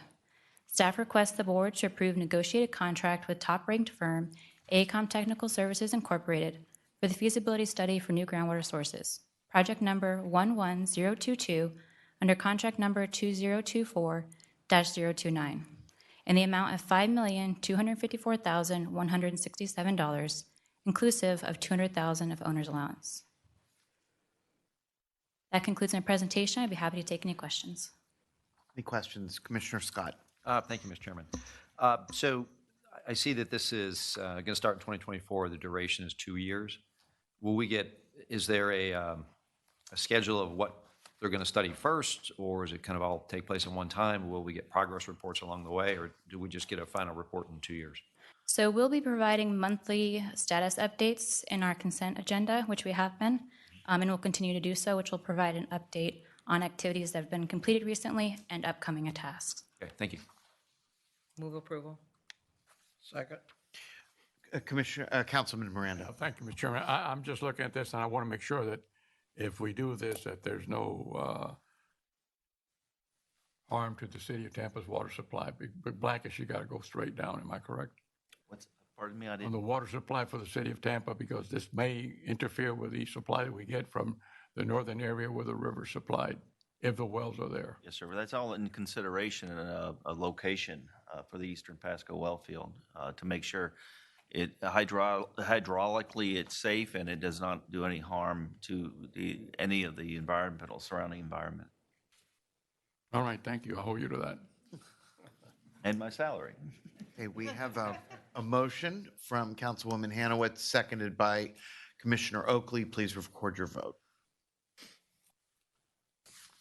Mr. Chair, the motion passed unanimously. Okay, thank you very much. All right, we are going to move on now to item number C2, which is being presented by Maribel Medina, and this is the South Hillsborough Pipeline, Segment A.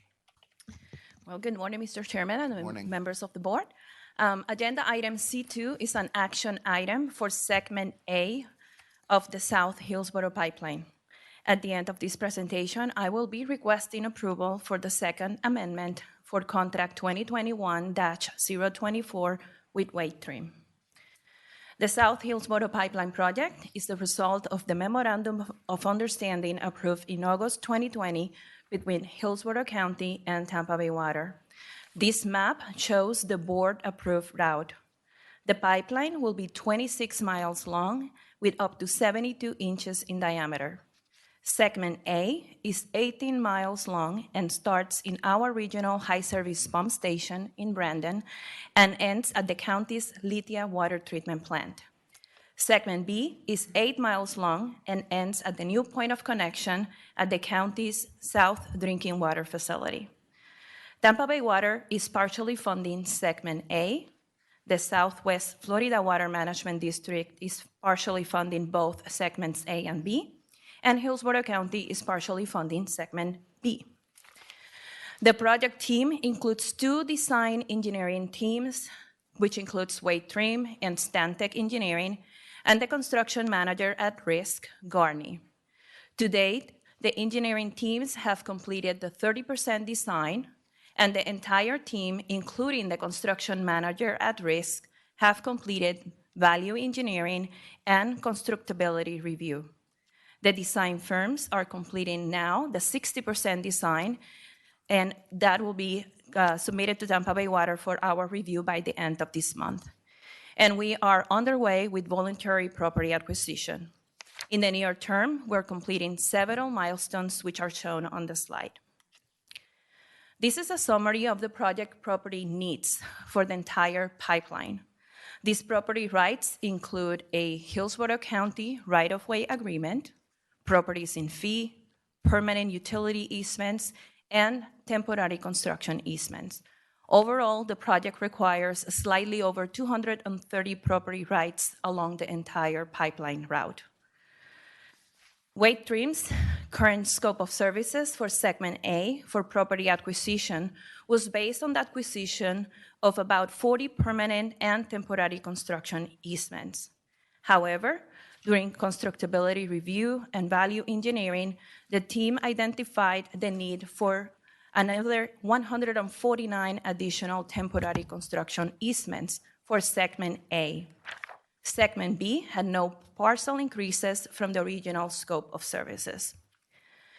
Tampa Bay Water standard for a permanent utility easement for a large diameter pipeline requires a 50-foot wide easement. Depending on site conditions, at some locations, temporary construction easements may be needed, and the width of these temporary construction easements vary by location. The picture on the right shows a sketch of a section of the pipeline in solid black, showing in blue the 50-foot permanent utility easement, and in red, the additional 30-foot temporary construction easement. And the picture on the left shows the kind of activities and equipment that will occur or will be used on those easements.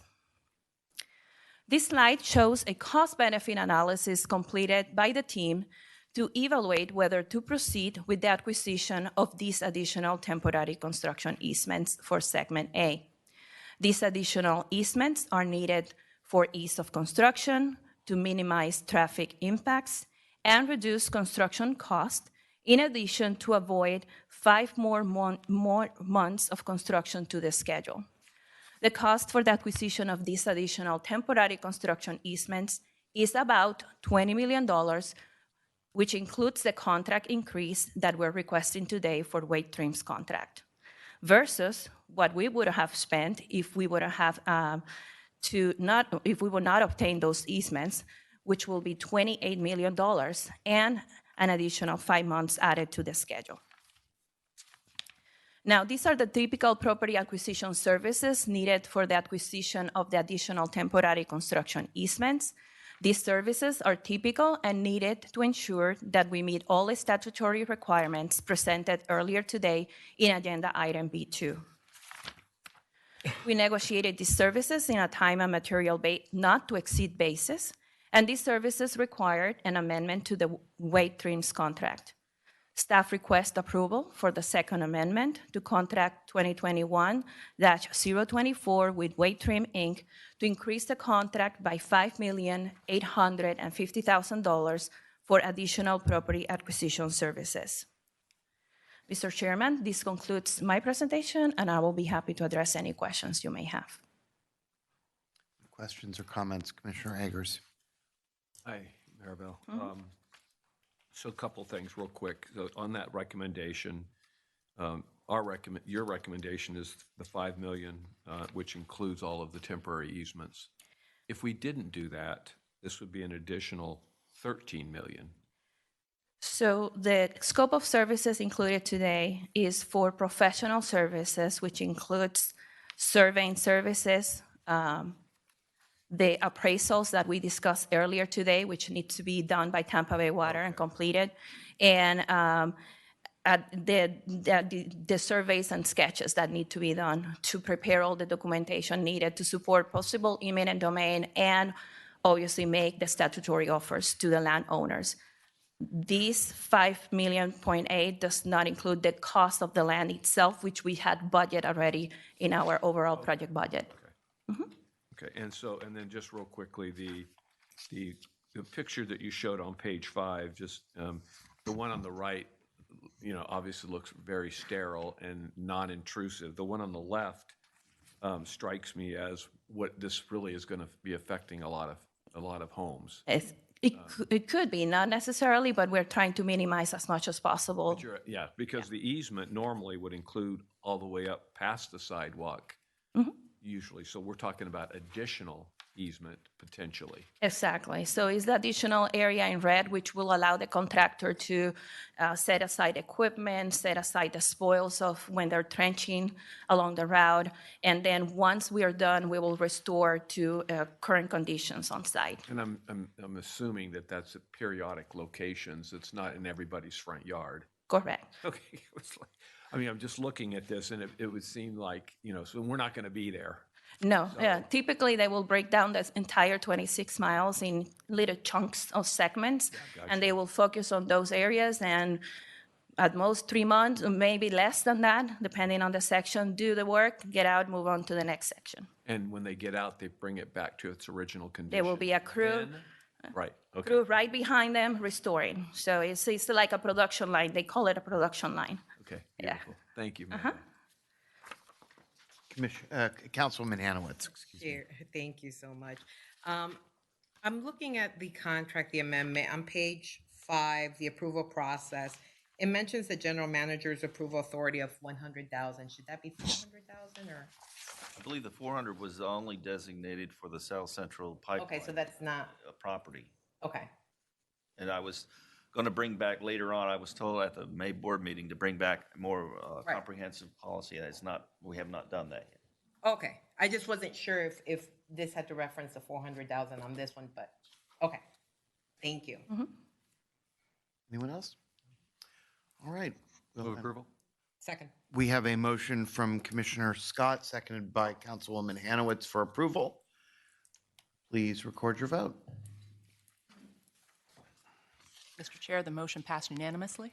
Thank you. All right, we have 2 presentations this morning. The first, D1, is the Surface Water Treatment Plant Expansion Project. And Bobby Burchett from Black & Veatch is here with that presentation. Good morning. Good morning, Mr. Chairman, members of the board. Agenda item D1 provides an update and status report for the Surface Water Treatment Plant Expansion Project. This is a presentation only, and no action from the board will be requested today on this item. The Surface Water Treatment Expansion Project was selected as the next water supply project for the region, with a proposed completion date by the end of 2028.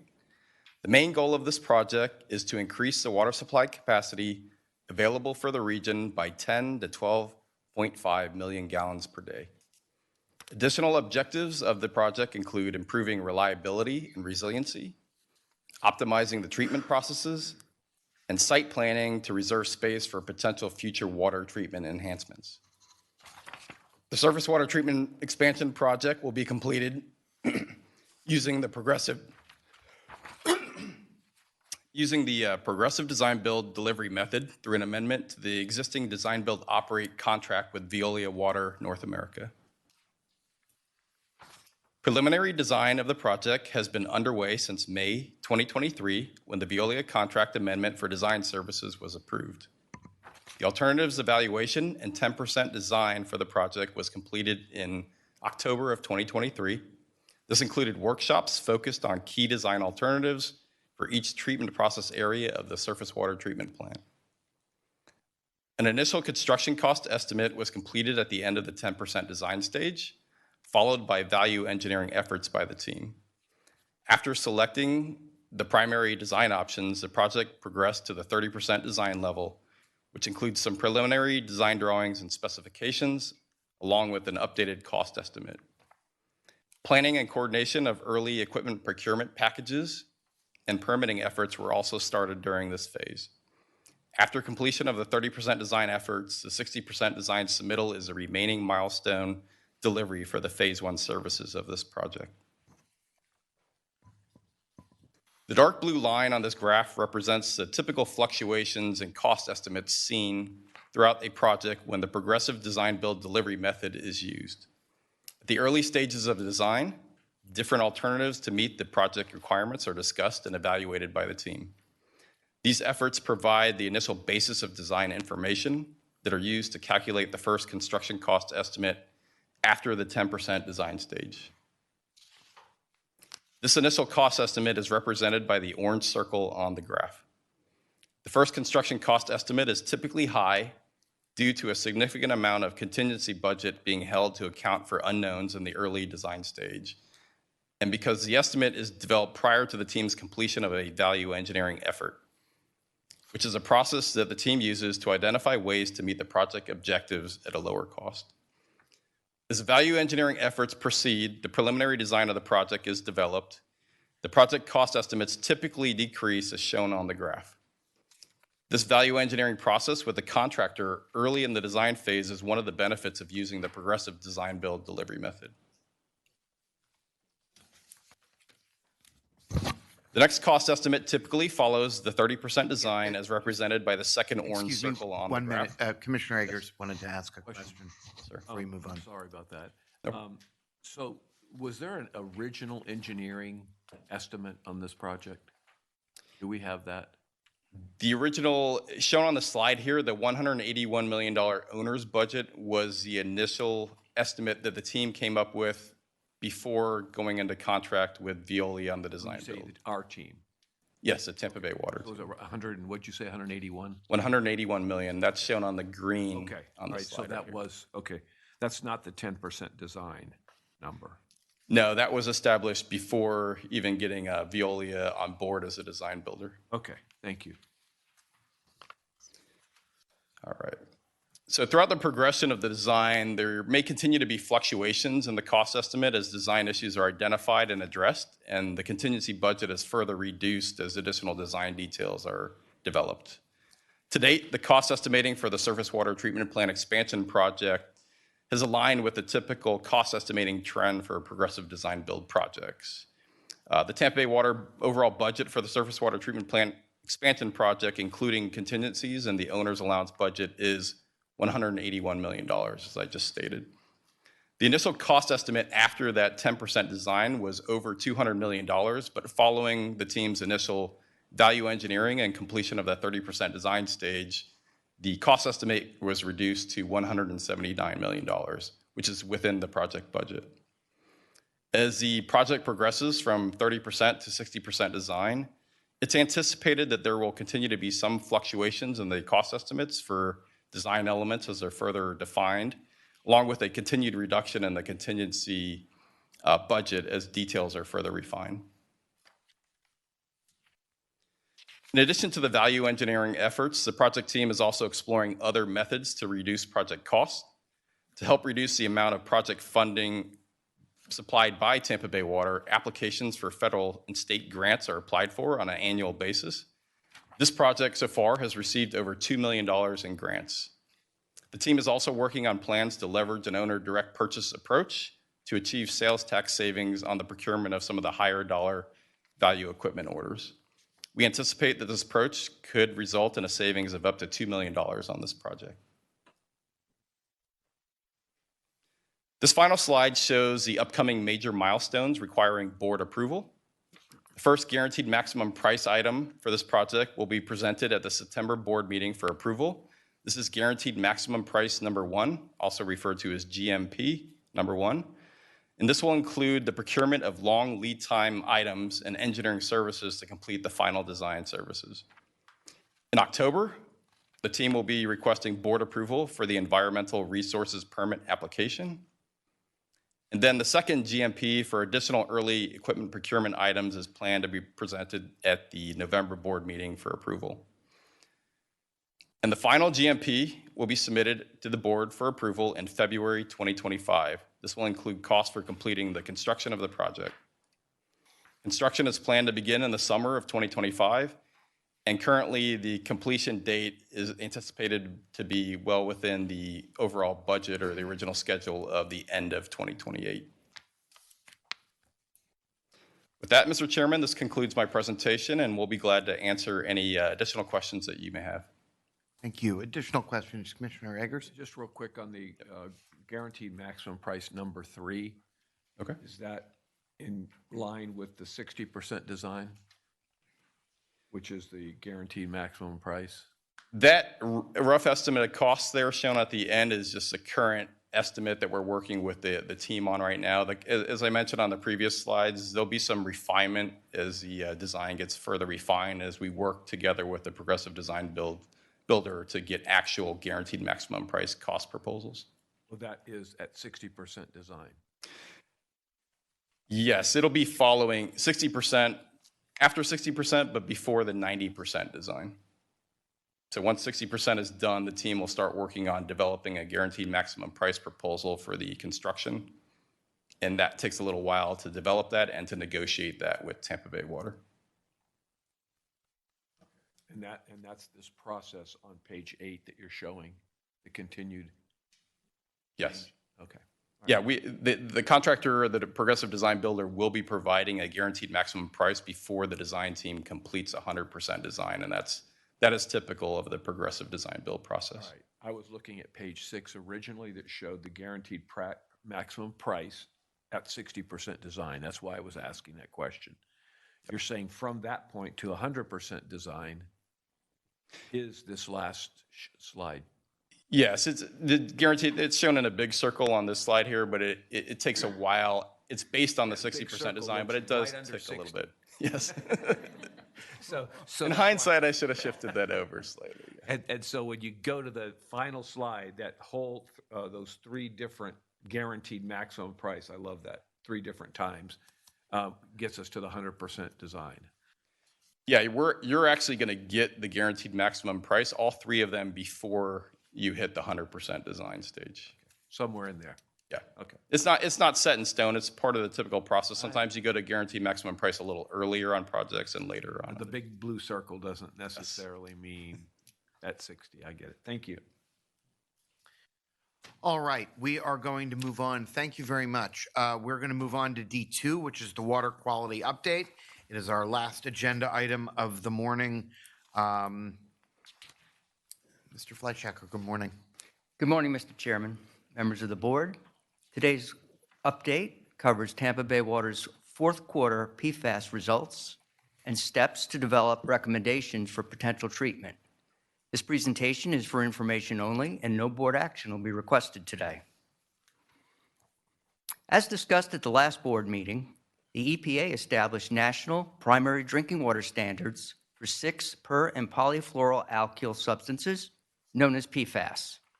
These new regulations are now in effect, and compliance is required in 5 years.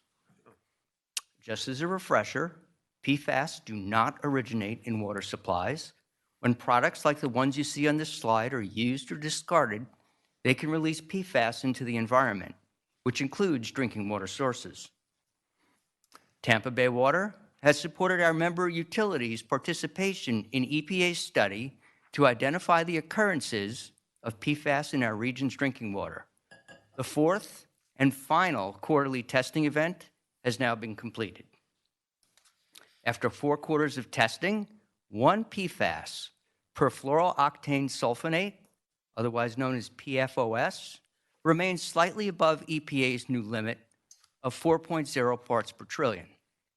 The average PFOS level at one of our regional delivery locations to Hillsborough County's Lithia Water Treatment Plant was 4.3 parts per trillion, which is close to EPA's new limit and attributed to some of our bud wells. However, the water delivered to the Lithia community is well below EPA's new limit. Now, this is because we deliver more than this one source of water to Hillsborough County's Lithia plant, and it's the blended supply to the community that is well below 4 parts per trillion. And the average PFOS at 2 to 3 other locations within the regional system, which receive surface water from our regional treatment plant, were below. but close to EPA's new limits. And lastly, the average PFOS at remaining delivery locations and other regulated PFAS were all well below the new EPA limits or not detectable. Now that 4 quarters of PFAS testing are done, this is what comes next. Carollo engineers will update their total organic carbon treatability testing that was done for the regional water quality study that we had performed years ago by performing now PFAS treatability testing. That means granular activated carbon and ion exchange tests will be run on the regional surface water treatment plant waters and the bud wells that had PFOS slightly above or near EPA's new limit. Our staff will also continue PFAS sampling at those regional delivery locations that showed PFOS slightly above or near EPA's new limit. This work will lead to updated treatment concepts and cost estimates to develop recommendations for PFAS treatment where necessary, and a prioritization schedule for the removal of total organic carbon and PFAS where appropriate.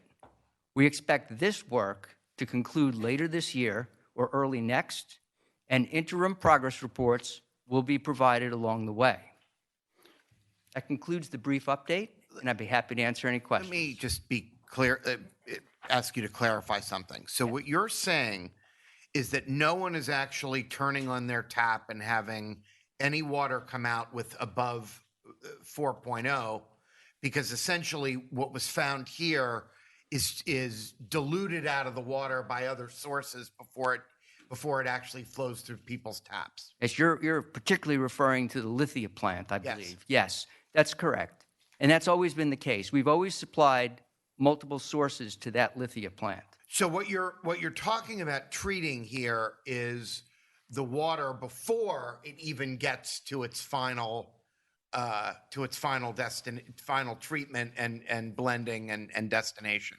That's absolutely correct. We are talking about where we deliver the water to the plants, to the county's plants. Not where the water gets delivered to the customer. That's absolutely correct. And I think that's very important for the public to understand the distinction, because we don't want people to hear the elevated number and immediately go to the conclusion that their water is above the number, because it isn't. It's absolutely correct. We're talking about the connection to all the member utilities. That's where we have the contract obligation to all of you. Okay, Commissioner Eggers. Yeah, I think that's a great point. In addition to the fact that it was at 70 parts per trillion was the number, that was the limiting number before. Yes. Has been dropped all the way down to 4 parts per trillion. And even currently at Tampa Bay Water, no water above 4.0 parts per trillion, which is the new level, is being delivered to its residents. That's correct. On an average basis, absolutely. That's 4 quarters of data that we've reported on now. Yes. And really a fascinating thing is that some enterprising citizens have tested various brands of bottled water, and they're all over the map in terms of their PFAS numbers right in the bottle. So it's interesting that that's been the case. Anyone else? Commissioner Scott. Yeah, thank you, Mr. Chair. And also just to keep it in perspective, like 4 parts per trillion is like what, 1 drop of PFAS in like what, 7 or 8 Olympic swimming pools? Actually 20. 20, there you go. Okay. All right, thank you. Mr. Chair, I just had one thing I wanted to add kind of related to this item regarding the class action litigation on the PFAS. The settlement in particular with DuPont and 3M is there's a light at the end of the tunnel there. The litigation team has all the information and putting together the claims. The deadline for submission for that is July 26th. And process basically be the claims administrator will review what we submit along with all the other affected parties. It should take about 60 days to do that review. They put it in some kind of formula and they'll come up with some sort of payment that we are due. I'll anticipate your next question. We have no idea what that amount will be at this time. We've asked But should see some payment before the end of the calendar year. Got it. All right. Thank you. Be nice to know that number before we make a decision on a bond. We'll try to get you that information. Decision. Patience. Maybe a drop in the bucket. Is there any other, is there any old business to deal with or any new business? Can we entertain a motion to receive and file?